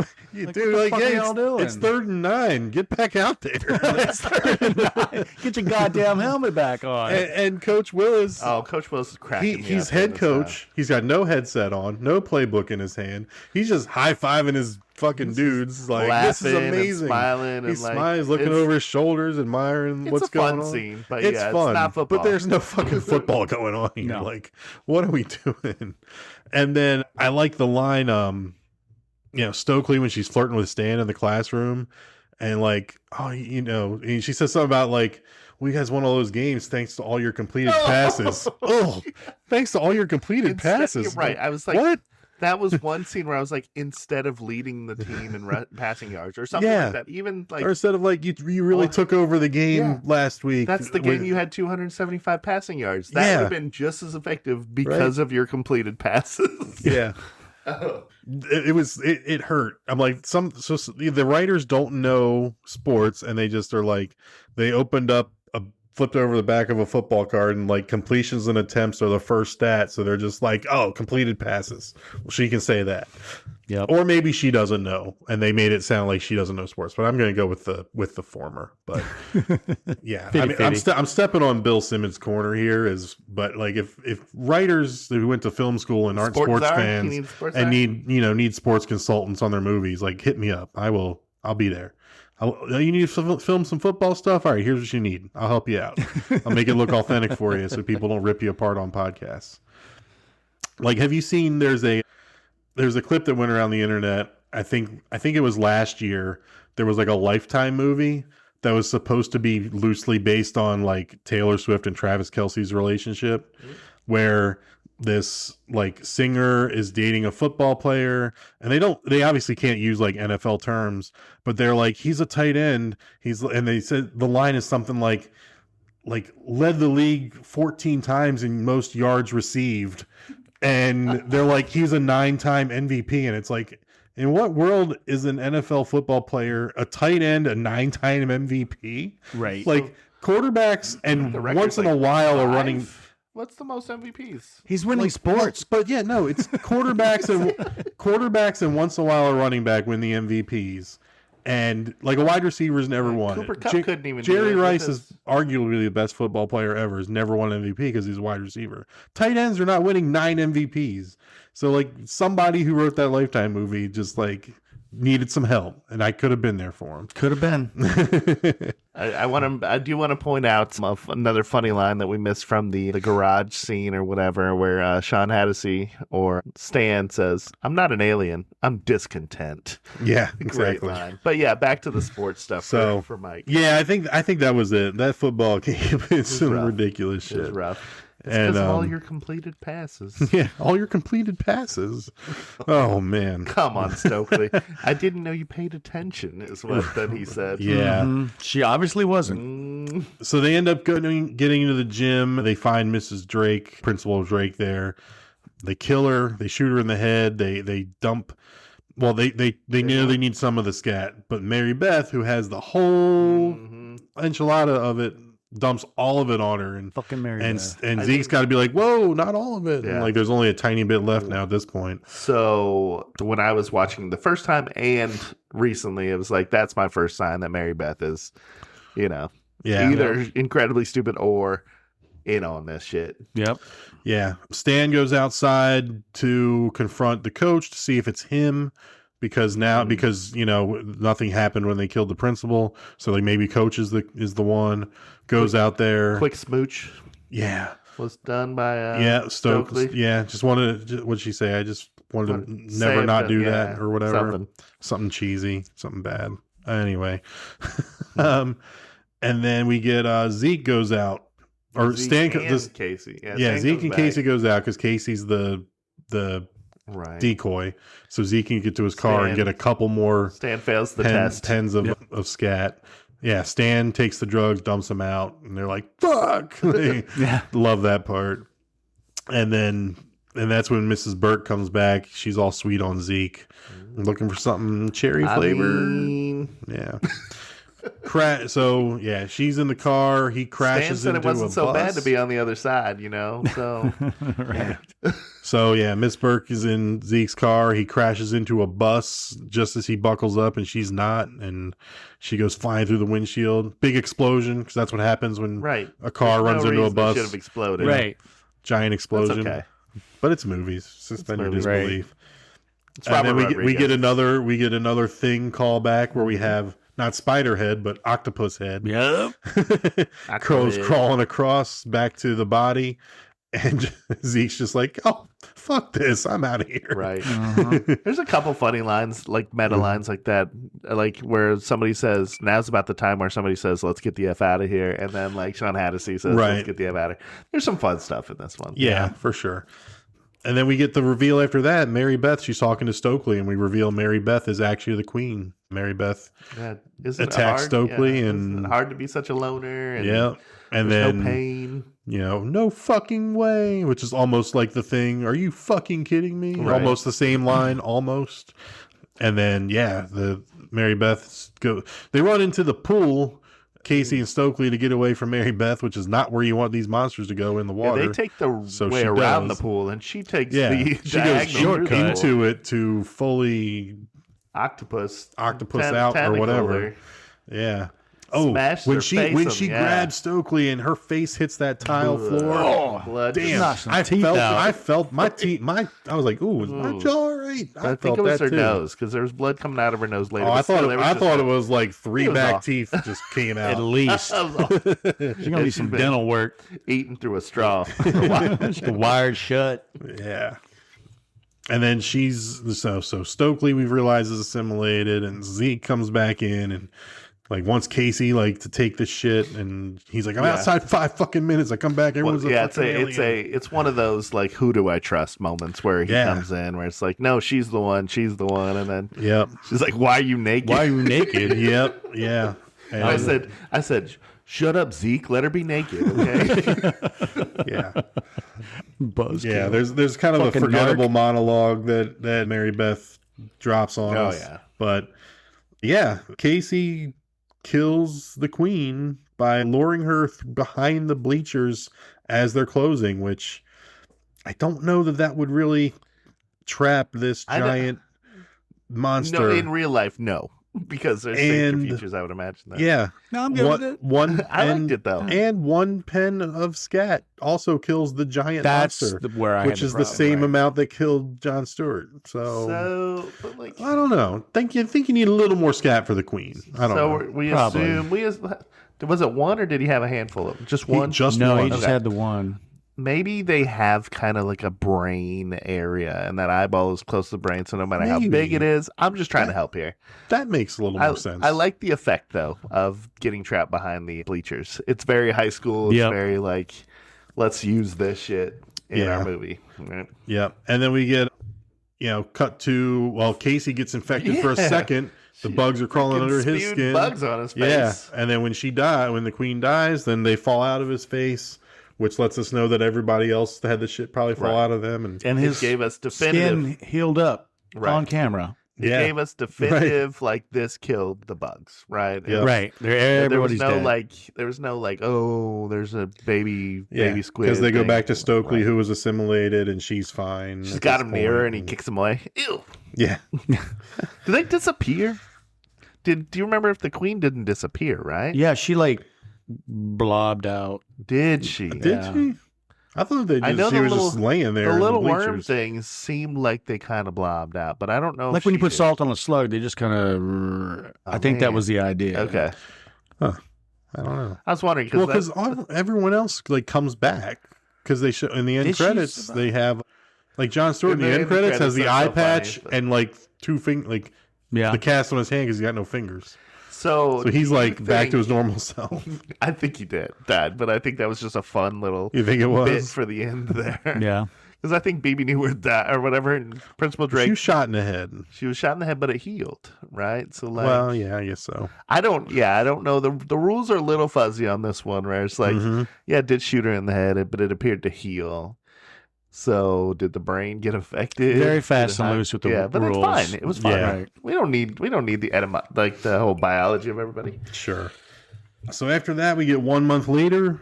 Zeke is on the football team now. Good for him. Smoking cigs. Smoking cigs under his helmet on the field.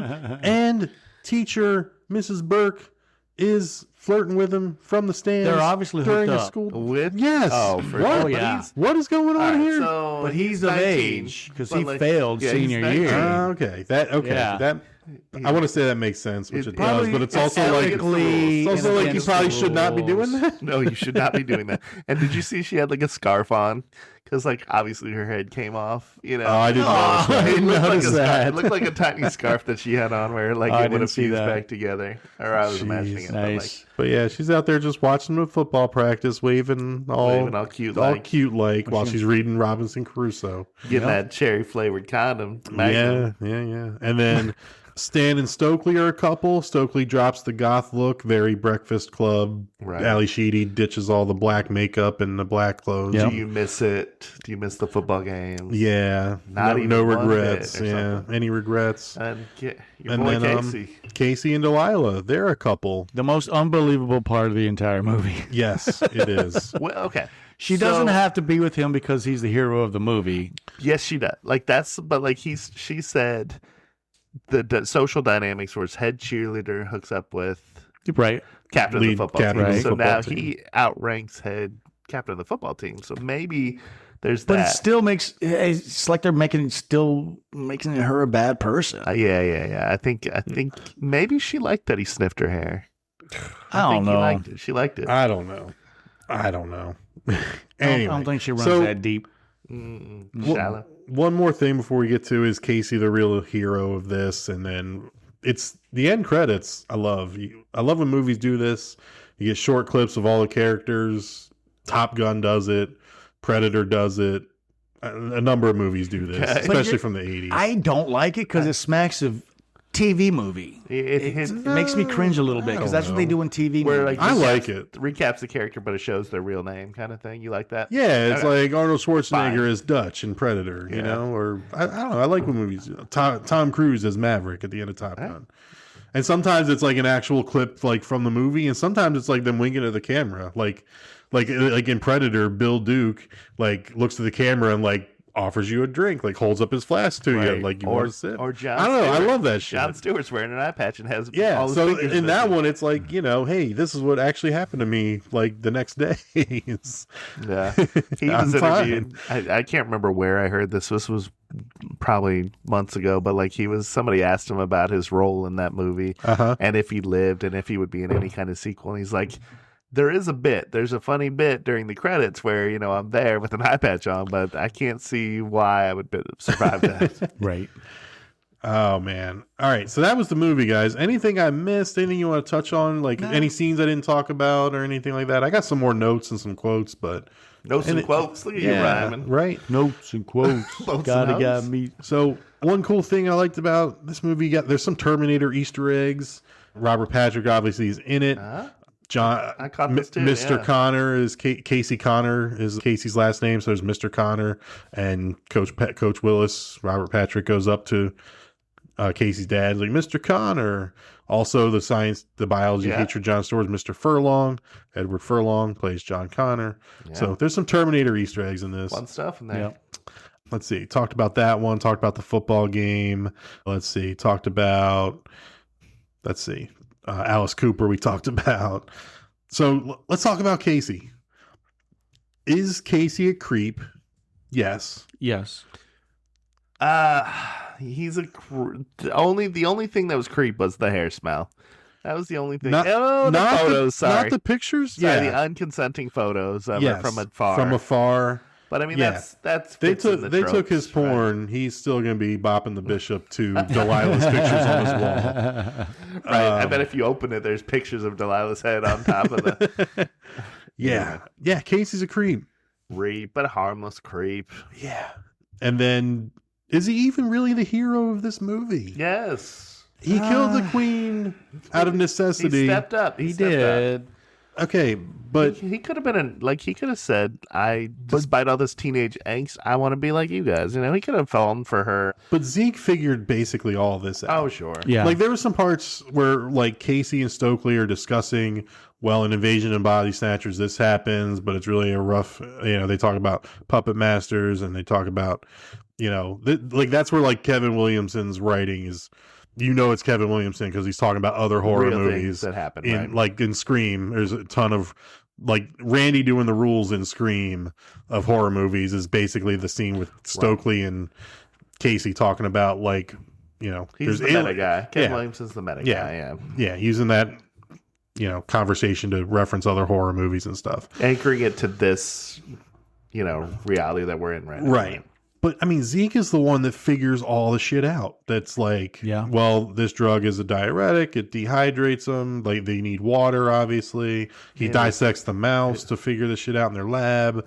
He like, kind of pushes John Stewart. When they discover the bug and John Stewart's looking at it in the microscope, he kind of shoves him out of the way and comes and looks at it himself and is like, it doesn't look like it's got whatever. So Zeke, in a way, is Wilford Brimley in The Thing, right? He's the one that knows about it. He knows everything about all of it. Helps kind of figure it out. But Wilford Brimley wasn't the hero. The one who allegedly killed, McCready. Mm-hmm. So McCready in this situation, unfortunately, was Elijah.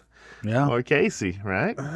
That's my vote. You don't have to have the same. I mean, with the the Scooby Gang type of movie, they're all kind of contributing, and then they all slowly get picked off, which is the way these movies go. But he killed the queen. He's the hero. You get the by default. I mean, he gets the girl. He got lucky. He couldn't have done it alone. No. He gets the girl, and the first time she comes over to his house, she's going to be like, what the fuck? When she looks at his wall and sees pictures of her. No, he burned that. He burned all of that. I don't know. She might be into it, though. She might be into that, he is obsessed. Worships the ground. Licks my boots. Yeah, you may be right. You may be right there.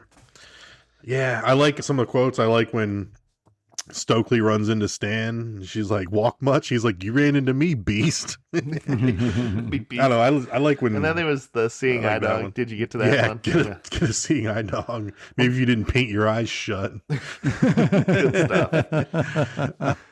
I don't know. I kind of like I like instead of asshole, just beast or really dingus. Yeah. Come on. Sometimes dingus. those are way more demeaning than just calling someone an asshole. For me, the best line was, "Why are you naked?" I mean, that was just so Mary Beth, why are you naked? It wasn't supposed to be funny, but it just hit me right, and I was like, "Oh my gosh, you're just standing there right fucking naked, trying to explain away everything that's going on and point someone out as the bad guy." Way to ruin it for us, Zeke. How about Mr. Furlong? And now I'm going to check its prostate as he's putting the glove on. What's funny is the kids wouldn't have chuckled. They were like, yeah, but it was funny. Yeah, very kind of a dad joke, I guess. If you're going to take over the world, would you blow up the White House Independence Day style or sneak in through the back door? Good question. It's a good question. Yeah. And I think Red Dawn, you got to start in middle America. You got to start where, Yeah. No more flogging the bishop or bopping the bishop. Love that shit. All right. Should we move on to which kill we think was the best? Sure. There were many kills. Yeah. Well, do you want to do? Let's do body count first. You guys want to take a guess of the body count? I mean, One? no, there's three total body deaths. Oh, wait, the principal. Yeah, the principal not coming back from that. The man. old The old teacher who lady didn't make in the it. shower, That's two. And then the queen, right? Are we counting her? Or she's an alien, so it's a different category? No. I don't think we know. do count her. Mary Beth? We're not counting Mary Beth? So yeah, I counted 3. If you count Principal, Mary Beth, and Miss Brummel, who was because she had pre-existing conditions, was not able to live as an alien. It wasn't for her body, so she died. If you look this up online, they say 39 total people were infected, which I think it's way more because I think it's the entire school. They're freaking But I guess on screen infected or whatever. Because I get the part where they're walking out of the school to go to Zeke's house. Everyone's looking at everyone them. in the fucking school is mean mugging them the whole time. Everybody on the football field was infected. The whole team. So I don't know. Staring up, looking at that rain like, ooh. Yeah, Google AI needs to do some better research, but that was a cool scene though. The football where they're looking up at the rain. Yeah, kind of interesting. Yeah, like Coach Willis when Casey looks out the window and the sprinklers are on, he's just standing there getting soaked. Normal. Hey, you got speed, Casey. Yeah, hear that? Coach thinks you got speed. Which is exactly what I think a nerdy parent would do. Like somebody that wishes their parent was more or their kid was more athletic. Yeah. Anyway. Yeah.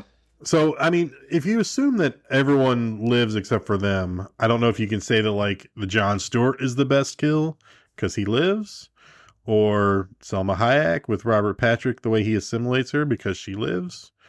But I don't know. I think the Jon Stewart scene's the best one. Jon Stewart died. So I'm not gonna say it's Casey killing Mary Beth as the alien because it's the same thing, paper but cutter. And that whole scene. I would say that's my favorite kill and most memorable. Yeah, agree. So we'll go with that one with Mr. Furlong because of all the things put together. Could you escape this? Did our victims go wrong anywhere, or is this something you can escape? I mean, they do figure out who the queen is eventually, but this might not be one of those movies where it's really applicable, I guess. It's tough because they use the tropes, the archetypes as a cool device as far as why they couldn't unite in a way, right? They can't trust, The Thing. No one can trust each other at a certain point. They're like, you got to keep sniffing this or else I won't fucking know if they can't run away. One of them. So I think if you assembled the right Scooby team, you could. I don't know if I have the right Scooby team in my back pocket. I think Zeke is the only one in this movie who does not get assimilated. That does not get it. Oh, that's true. Casey gets it for a second at the very end, and then it falls out. I think Zeke's the only one who's not a thing ever. Yeah. Casey's too cool for school. Yeah. So I don't know. I don't know if we could escape this. Yeah, I don't think so. Yeah, eventually. I don't. One of my nitpicks, why didn't Mary Beth she's making out with Zeke, why didn't she just infect him then? Yeah. Why is she just toying with this group, but the rest of the school's already assimilated? They're just staring at him. I think they tried to address that in her monologue soliloquy where these kids seem different than the rest. And I think for some reason she wanted it to be their choice. But I don't know. I don't know, dude. It was a forgettable monologue. Right. By the time we get to that part and she's kind of preaching, I'm more interested in. I'm like, how much body are they showing? How much side boob is that there? Why is that shadow right there? My TV was on mute, I think. Yeah, the shadows are all the tentacles, even though she's a regular Contrast naked human. Full, it's interesting. 100%. You turn to lightness up. That part of the movie was 3 hours for me. What about you? Does this movie have a dumbest character? Dumbest? I'm going to say it's Casey. He's a photographer. He doesn't photo log any of this shit. But he did, right? No. Didn't he get the interviews and stuff? No. Okay. That's true. But he did pick up the He's taking pictures of the little other stuff. He picked up 2 turd parasites or whatever those. Yeah. One off the field and one in the classroom. So I mean, I don't know. He's not the cover of a couple magazines, so but he got some pictures somewhere. Yeah. No, I don't know who the dumbest one. Yeah, Casey's a good one though for not logging it. Probably that would be the only one, really. How about Christopher McDonald? Does that count? You see that? I think No. he went through the acting motions, normal? like, let's Yeah. see what they say. And when the police are like, yeah, your son's like, there's aliens at the school. You're like, no, but we'll go through the All right, motions. I got So he's one not for the you. dumbest. How about the police, the patrolman that went in by himself into the office, and didn't have his guard up? Is that possible? I wouldn't say that was a dumb move. That would be like an everyday move. Okay. Yeah. That's You already just think being this normal. kid's being just stupid. Yeah. Yeah. And Casey, I guess, actually saves his parents' life, right? Because they're Yeah, like, he does. because after the cop goes in, Like, he obviously comes out assimilated. And he's like, why don't you come in and we'll talk to you? And Casey's like, no, Mom, let's go. Like, we need to get going. Like, Yeah. he actually, I guess, saves it. How So about maybe Usher? Casey's not the How dumbest. about Usher? Is Usher, the Usher, dumb? yeah. We'll pick Usher. Yeah. Sorry, Usher. Sorry, Usher. For being on the front of the poster and contributing nothing to the movie. That's what we'll For just call not him the knowing dumbest. that his friend was going through that existential crisis that he was going through, like not seeing it, Yep. recognize that he's smart and he wants to earn his own D's. Yeah. All right, some fun facts about this one, guys. We got Metacritic and stuff. I didn't even look up the Metacritic. You want? Oh. You can look it up. While Sure, I I give some got. fun No, I have facts. it. Oh, go for it. Rotten Tomatoes, 57 critics and 55 audience. Metacritic, Pretty even. Metacritic was actually above that at a 61. Nice. And IMDb was a 6.6. I would give it probably a 8 because you have to use whole numbers, Charlie. You're only an individual one. What would you guys give it? This is like a solid 7 out of 10 Okay, for me. yeah, I, 7.5. I was thinking 7.5, but like I had to pick a. I don't think I'm number. going up to 8, but it's a I know, 7. But I didn't want to round down. I don't want to go down to 6 though. It's very rewatchable. 6, 7? No, I think it's a 7. Fine, A solid 7. 7. Did we do gore score? Are we doing that later? I'm coming up. Okay. Hey, okay. whose episode is this? Oh yeah. Sorry, guys. You're good. All right. Sarah Michelle Gellar turned down a role in this movie. She was just in I Know What You Did Last Summer before this that Kevin Williamson Still wrote. in Buffy at the And time. in Buffy at the time, yeah. Gillian Anderson turned down the role of Principal Drake, which went to Bebe Newirth. Jessica Alba auditioned. I think she would have been better. Jessica Alba auditioned for the role of Delilah. I could see Jessica Alba as Delilah for sure. Yeah. Sure. She would go on to work with Robert Rodriguez on Sin City eventually. Mrs. Drake, the name Drake is used as a reference to the Drake equation, which is used to estimate how much intelligent life there is in the universe. Huh. How about that? Well, Wonderful. Zeke's car is a 1970 Pontiac GTO. Pretty badass car. I love that car. I'm a 68 GTO fan myself. All right. Can we talk about how big? Does it this have to dude- be a judge? No, it just has to be How- a 68 with GTOs are hideaway great. lights. Yeah. How big of a dude? Is that where the lights are vertical, not horizontal, on the 60s? No, they're horizontal, but they have that shutter that comes down. Oh, and goes yeah. up. Okay. Gotcha. How big of a douche do you have to be to park in 3 spots? Like, just like do like an e-brake turn into 3 spots. That and was just like a car commercial. The camera, the overhead cam, and it slides right into frame. happening? So good. No law enforcement in this town. No. Well, no. 2 people. There's 2 cops. There's 2 cops. Yeah. Let's see. The original title for this movie was The Feelers. I think The Faculty is much That better. sounds- better. That sounds like a list you don't want to be in. Right. The Feelers is not what you want to be known You got to as. report where That we was Charlie's nickname. in basic training. Here comes a feeler.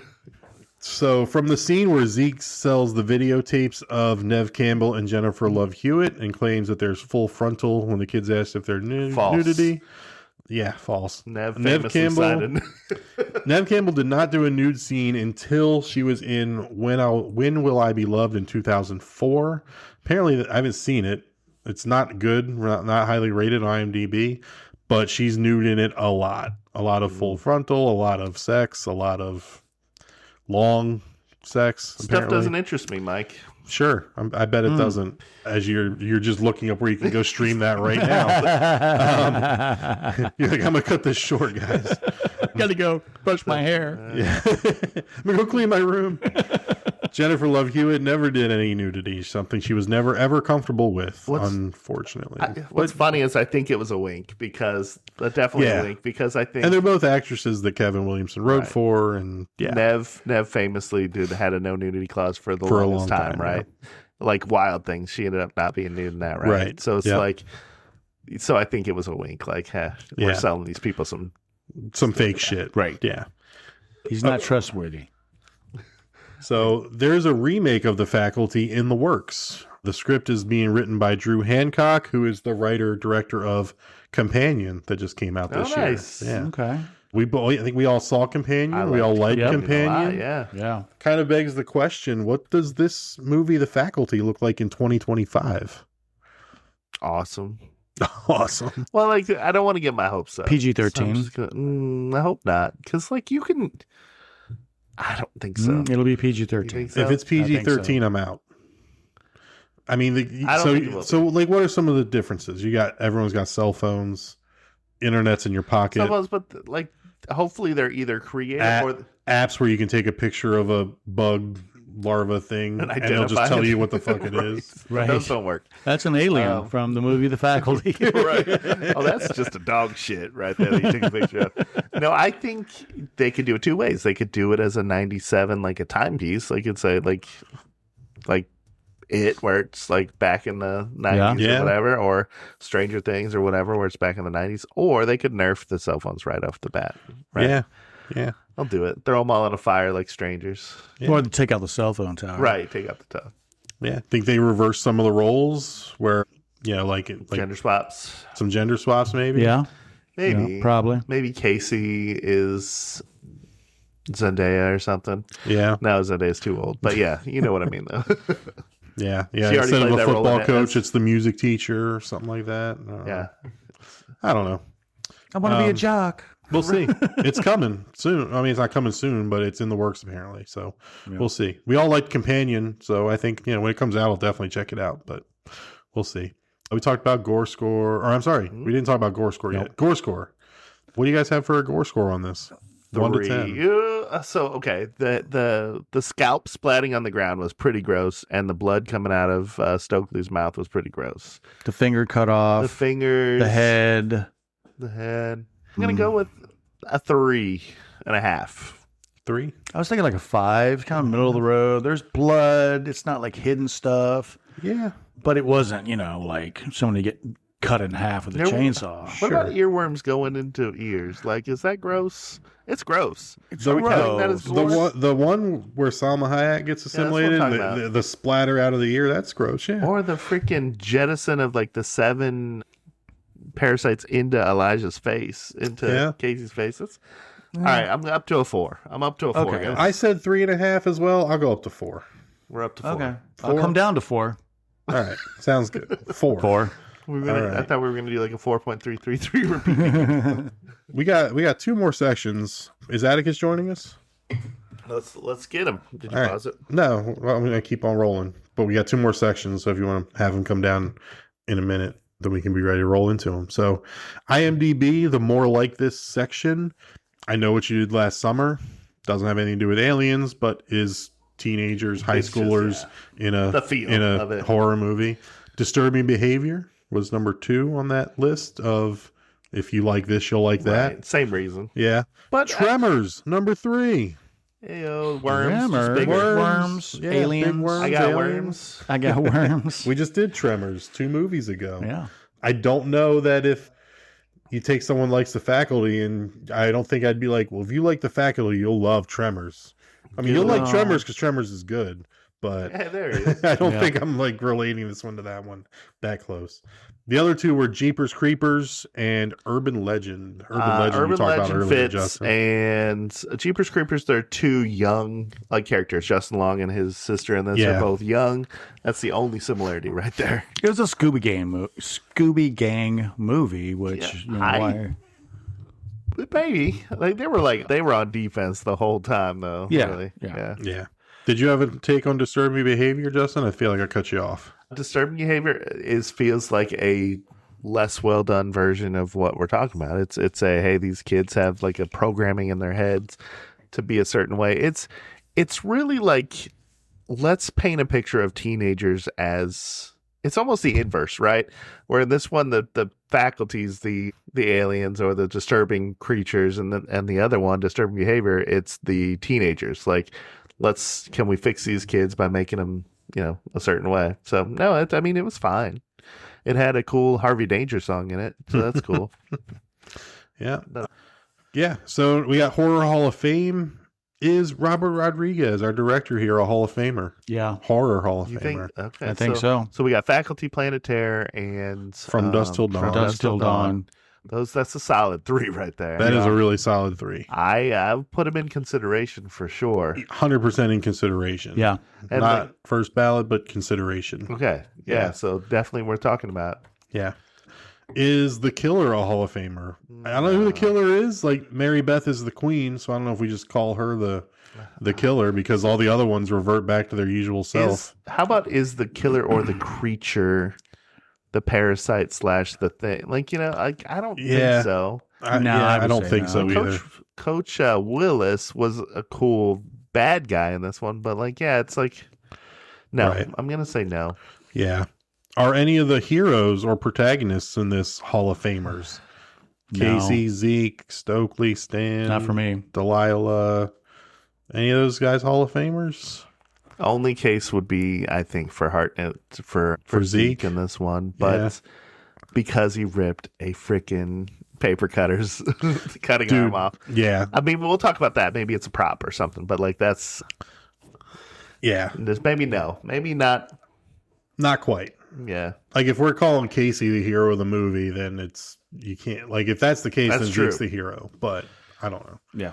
I think collectively we need to there's something to be said, but individually, there's no real McCready that stands out as the one that, like, should we come is the one. Should we come up with the category where it's like, does this group stand out? Or I do like the idea of sidekicks, most memorable sidekicks or most important sidekicks. We'll workshop it. Yeah. Workshop.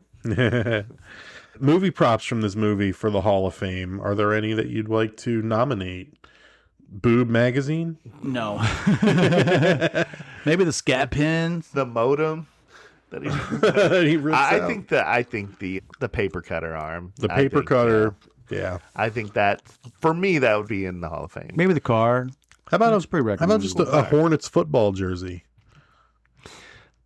So I don't know. Like, if you showed it to me, would I automatically think the Faculty? Yeah. I mean, maybe I don't know. Some horror heads would get it, but, like, I mean, if you go to a Blues game or you go to a hockey game, one motherfucker in that place is wearing a Charlie Conway Mighty Ducks jersey. Guaranteed.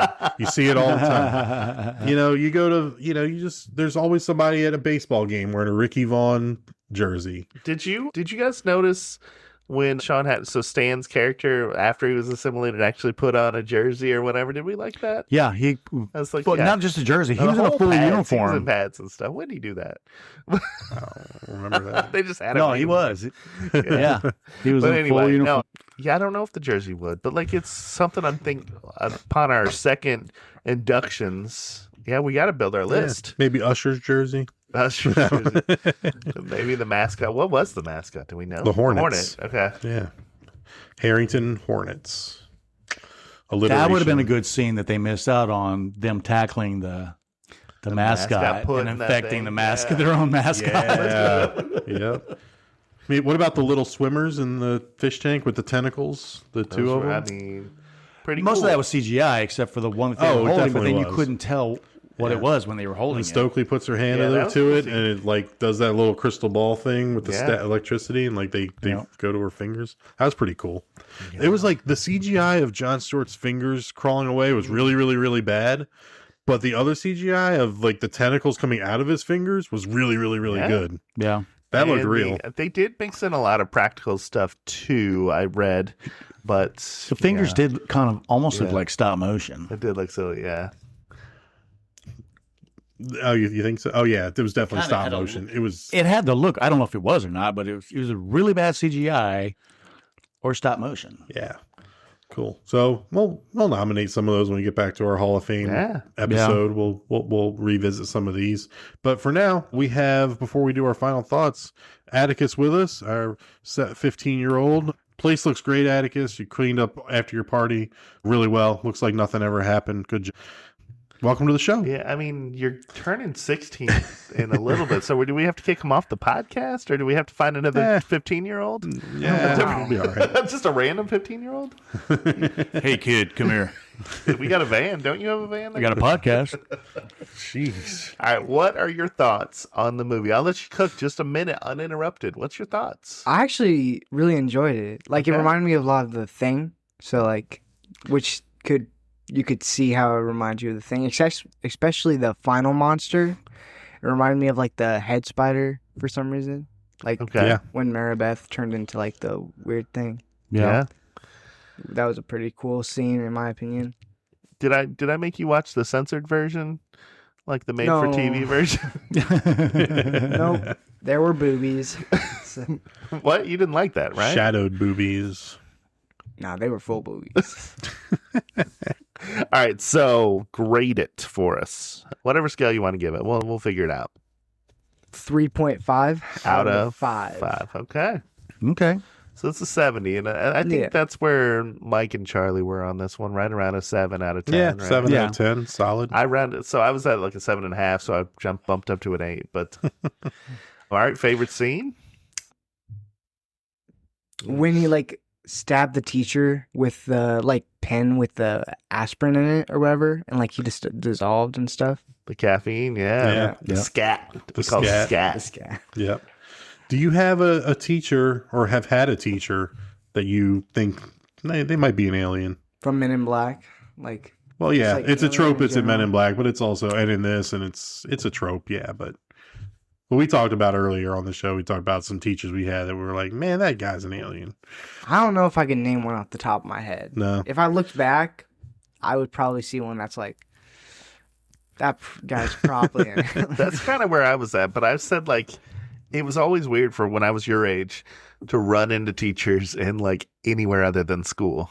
Do you feel the same, or have you ever done that? Have you never ran into anybody No, else? I run into them a lot, but Is I'm it always weird? friendly to them, so I don't. Okay. I thought they lived at the school, you know? Yep, didn't think that. After watching this movie, are you going to go to the, say, athletic director at your high school and be like, look, next year, I need some pyro timed up so that when I pancake block a motherfucker, I need some pyro going off in the background. Can you do that for me? I may need to do that. Sync that shit up, please. I may need to.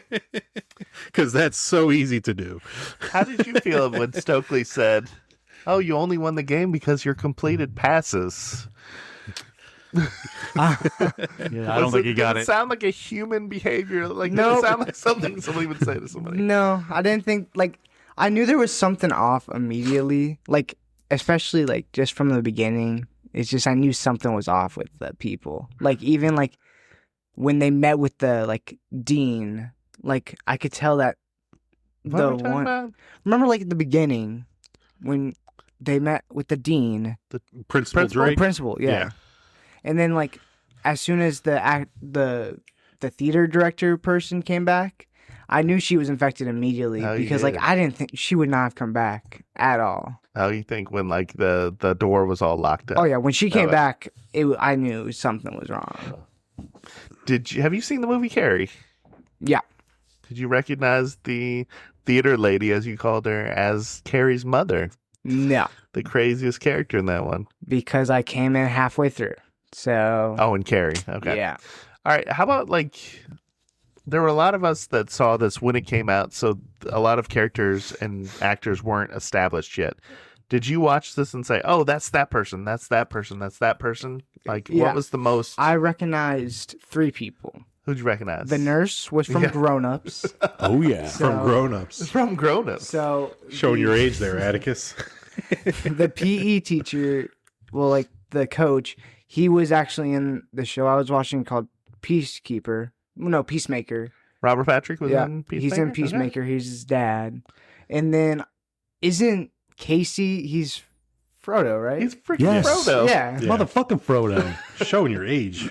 Which Mike has never seen. He You've doesn't never know who this seen Lord of Frodo the is. Rings? Yeah. Well, Haters are gonna hate. Haters gonna Ain'ters hate. are gonna ain't. Atticus, have you seen Terminator 2? No. Oh my fucking God. I'm a You bad have homework. parent. You are a terrible We parent, have it, I Justin. think. We have it, and you said we should watch it. Terrible You know, dad. I tried, but like, there's only so much time in the day. There's so many You call them movies. family services. Right. Trying to think who else you might have recognized, but yeah, I mean the rest of them had kind of peaked before you. Josh Hartnett's big now. Did you watch Trap? Oh wait, who is he? What? Josh Hartnett is Zeke. He was Zeke? Yeah. What? Yeah. That's Zeke. That's Zeke. Yeah. A little bit better haircut now than he did in the late 90s. That haircut is atrocious he has.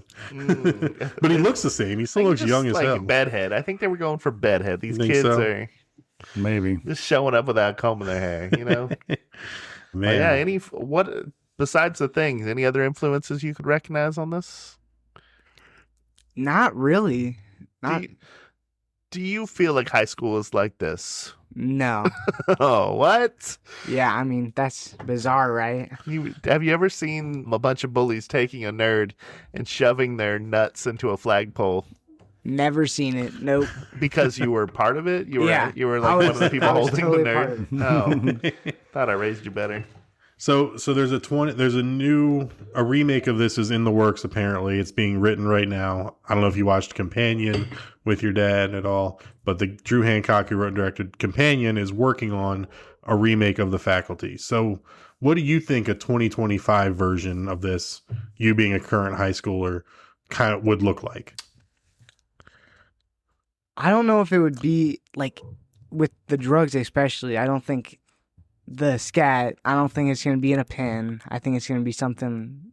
I don't think it's going to be it's going to be something different. It's going to be a vape. Yeah. Kids have that's definitely that would probably be it's going to be a vape. But how do you get the alien to take it? Because you just shove it in their eyeball. Just shove it in their mouth. Oh yeah. I think the CGI, there was already CGI in this film, but I think they would try to make it even more CGI. Better. Yeah. Nice. Cell phones would be a bigger part of it, I'm sure. Yeah. Right. Yeah, I shouldn't say the 2025 version of this because there's only about 31 days left of 2025 by the time this airs. But by the time this gets written and written and filmed, it might not be till 2027 when this comes out. Yep. If it makes it all the way through the process. But anyway, Boob Magazine. What do you think, Atticus? Wish you had one? Oh my God. Yeah, I don't think it's. It didn't flip through it, so like, what can I say? It's like I don't know what was really in it. You don't know, yeah. It could have been just got a phone in your pocket. You don't need a magazine. What did you think about the scene where Casey sniffed Delilah's hair in the closet? I didn't really notice that. I thought he just got close. He got close and sniffed. Did he? And she noticed, and she kind of smiled. That's why she looked at him? Smiled, though, I think. So I think she liked it. I'm telling you, like, they would get together eventually, even if this hadn't happened. Did at the end. Yeah, but at least he's got a hand. It's weird that he calls her a grade A first class bitch, and she's like, "Are you hitting on me?" Instead of getting offended. I would not. I'm like, what? I mean, there are some girls out there that think like that shit. Like, they take pride in being a bitch. Like, they have it on their keychain or on the ass of their sweatpants or something. But I don't get it. But who the fuck am I? So it's high school, man. All right. Final thoughts, guys, on The Faculty. You want to go around the table? Give any final thoughts on this movie before we wrap it up? Middle of the movies. Middle of the road for the movies you guys picked. Oh, wow. And you want to anchor it with any movies in particular, between and between? Probably with... probably Terrifier. Okay. And The Thing. Okay. Oh. Very similar to Very apt. Yeah. I thought it was good. I like it. It's rewatchable. It's got great characters, great action, great monster. If it was running for the House of Reps, I'd vote for it, but probably not the Senate. you know what I'm saying? No, not president. Not president. For some reason, the deal was right, so I bought this probably a year ago or so, and I just haven't had an excuse to revisit it, so I'm super glad you did suggest it, because I watched it, and like I said, it's like opening a time capsule. All like that music, I'm reminded by the soundtrack, and just the people, seeing the Josh Hartnetts and the Elijah Woods, and it's just like they're so young, and I loved it. Yeah, I liked it more than the first watch. Wait, for did sure. I watch it with ads for no reason? Are you serious? We have it, dude. Are you kidding? Fucking now I dream about time. What did you do on Tubi or something? Yeah. Oh, it was on Paramount. We got it. Well, we got it on Fandango too. Well, I just Paramount didn't have ads. Ads. He turned this. Oh one, my how God, long you're was showing this your movie? age again. What's that number It's for like, DFS? it's like an hour 46, actually. It It's a little turned it longer into a than I 2 like. hour and but- 15-minute movie, those probably. were my potty breaks, okay? Okay, well that's good. God, I remember watching this shit on cable with like commercial break every 8 minutes. Oh, It's like no, 2.5 hours long. I'm too old for that Uh-uh. shit, man. I'm buying like No. if it's like I'm saying we used to $3. have to. Oh yeah, I'm for saying sure. we used to. Yeah. Well, Yeah, no, I mean, I picked this one because I revisited it and just the cast stuck out so much. It's so good to see so much of this cast still being relevant today, still making fun stuff today. And like you said, the first 5 seconds with the title card and the needle drop with the Offspring and Robert Patrick's the first thing you see, just going balls out, cussing his football team out. I'm like, fuck yeah. It's such this takes me back, and it's a good time to where it takes me back to. it's gonna be a weird confession, but I did not remember there being nudity in this film. That's how long ago this movie. Maybe it's my memory or whatever, but like, there's some things you don't forget, like Species. I'm never gonna forget that there's nudity in Species, Right. Yeah. right? But like, I don't know. It's a weird one. Maybe other stuff stood out. Yeah. Well, all right. That's the faculty. So are you gonna forget about guys. the nudity? I never forget about those things. He's got a young brain. Yep. All right. The faculty. That was it. Charlie, you are our next host. Did you come prepared with your selection, or are you Googling it right now? No, The I only have one it up he has just to for ask the. that question. No, I have it All up for the Our info. next film. Charlie's This pick. movie, I love this movie. It's really disturbing, and I still probably 1 or 2 days a month think about the end of this movie and how I would solve how I'm going to Save it. survive Save it. this.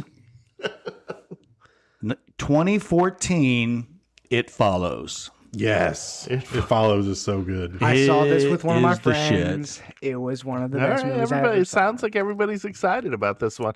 I'm excited to talk about it, but not necessarily to rewatch it. It's Well, it's topical too because They Follows is coming out next year. that's good. It's that's a good. follow up to this, so I like it. I'm interested. I'm solid. excited to Refresher. rewatch this in preparation for that Yep. coming out next year. It follows. It Follows. Yeah, not to be confused with the scat play Shit Follows. I mean, Just want to make sure we get some more scat talk in here. Sorry, guys. If anyone has a number for DFS, if you could call in now. that's probably the parody version of it. Shit Yeah. follows, right? Yeah, it's the Taco Bell after a night of drinking. Aw. It's basically all it is. It's a short. Milwaukee's It's a best. short Old film. Milwaukee. Chipotle. Chipotle. All right. So It Follows is next. Let's see. This is coming out beginning of December. So following this, I believe we will have a Christmas movie review short episode for you guys Feliz on Navidad. Thursday. So be sure to check that out. Police volleyball. Guys, is this usually the point where someone says, let's get the fuck out of here? Let's get the fuck out of here. Did it. Thank you all for listening to the All Guts So Gory podcast. If you like what we do here, the best thing you can do for us is rate and review wherever you get your podcasts for us. That'd be greatly appreciated. Find us on Instagram and follow us. Yeah, follow us on Instagram for updates, memes, fun stuff like that. All Guts So Gory pod. For Justin, Charlie, Atticus, thank you guys. This is All Guts So Gory. This was the faculty. Andy, take us home. This is the end, friend.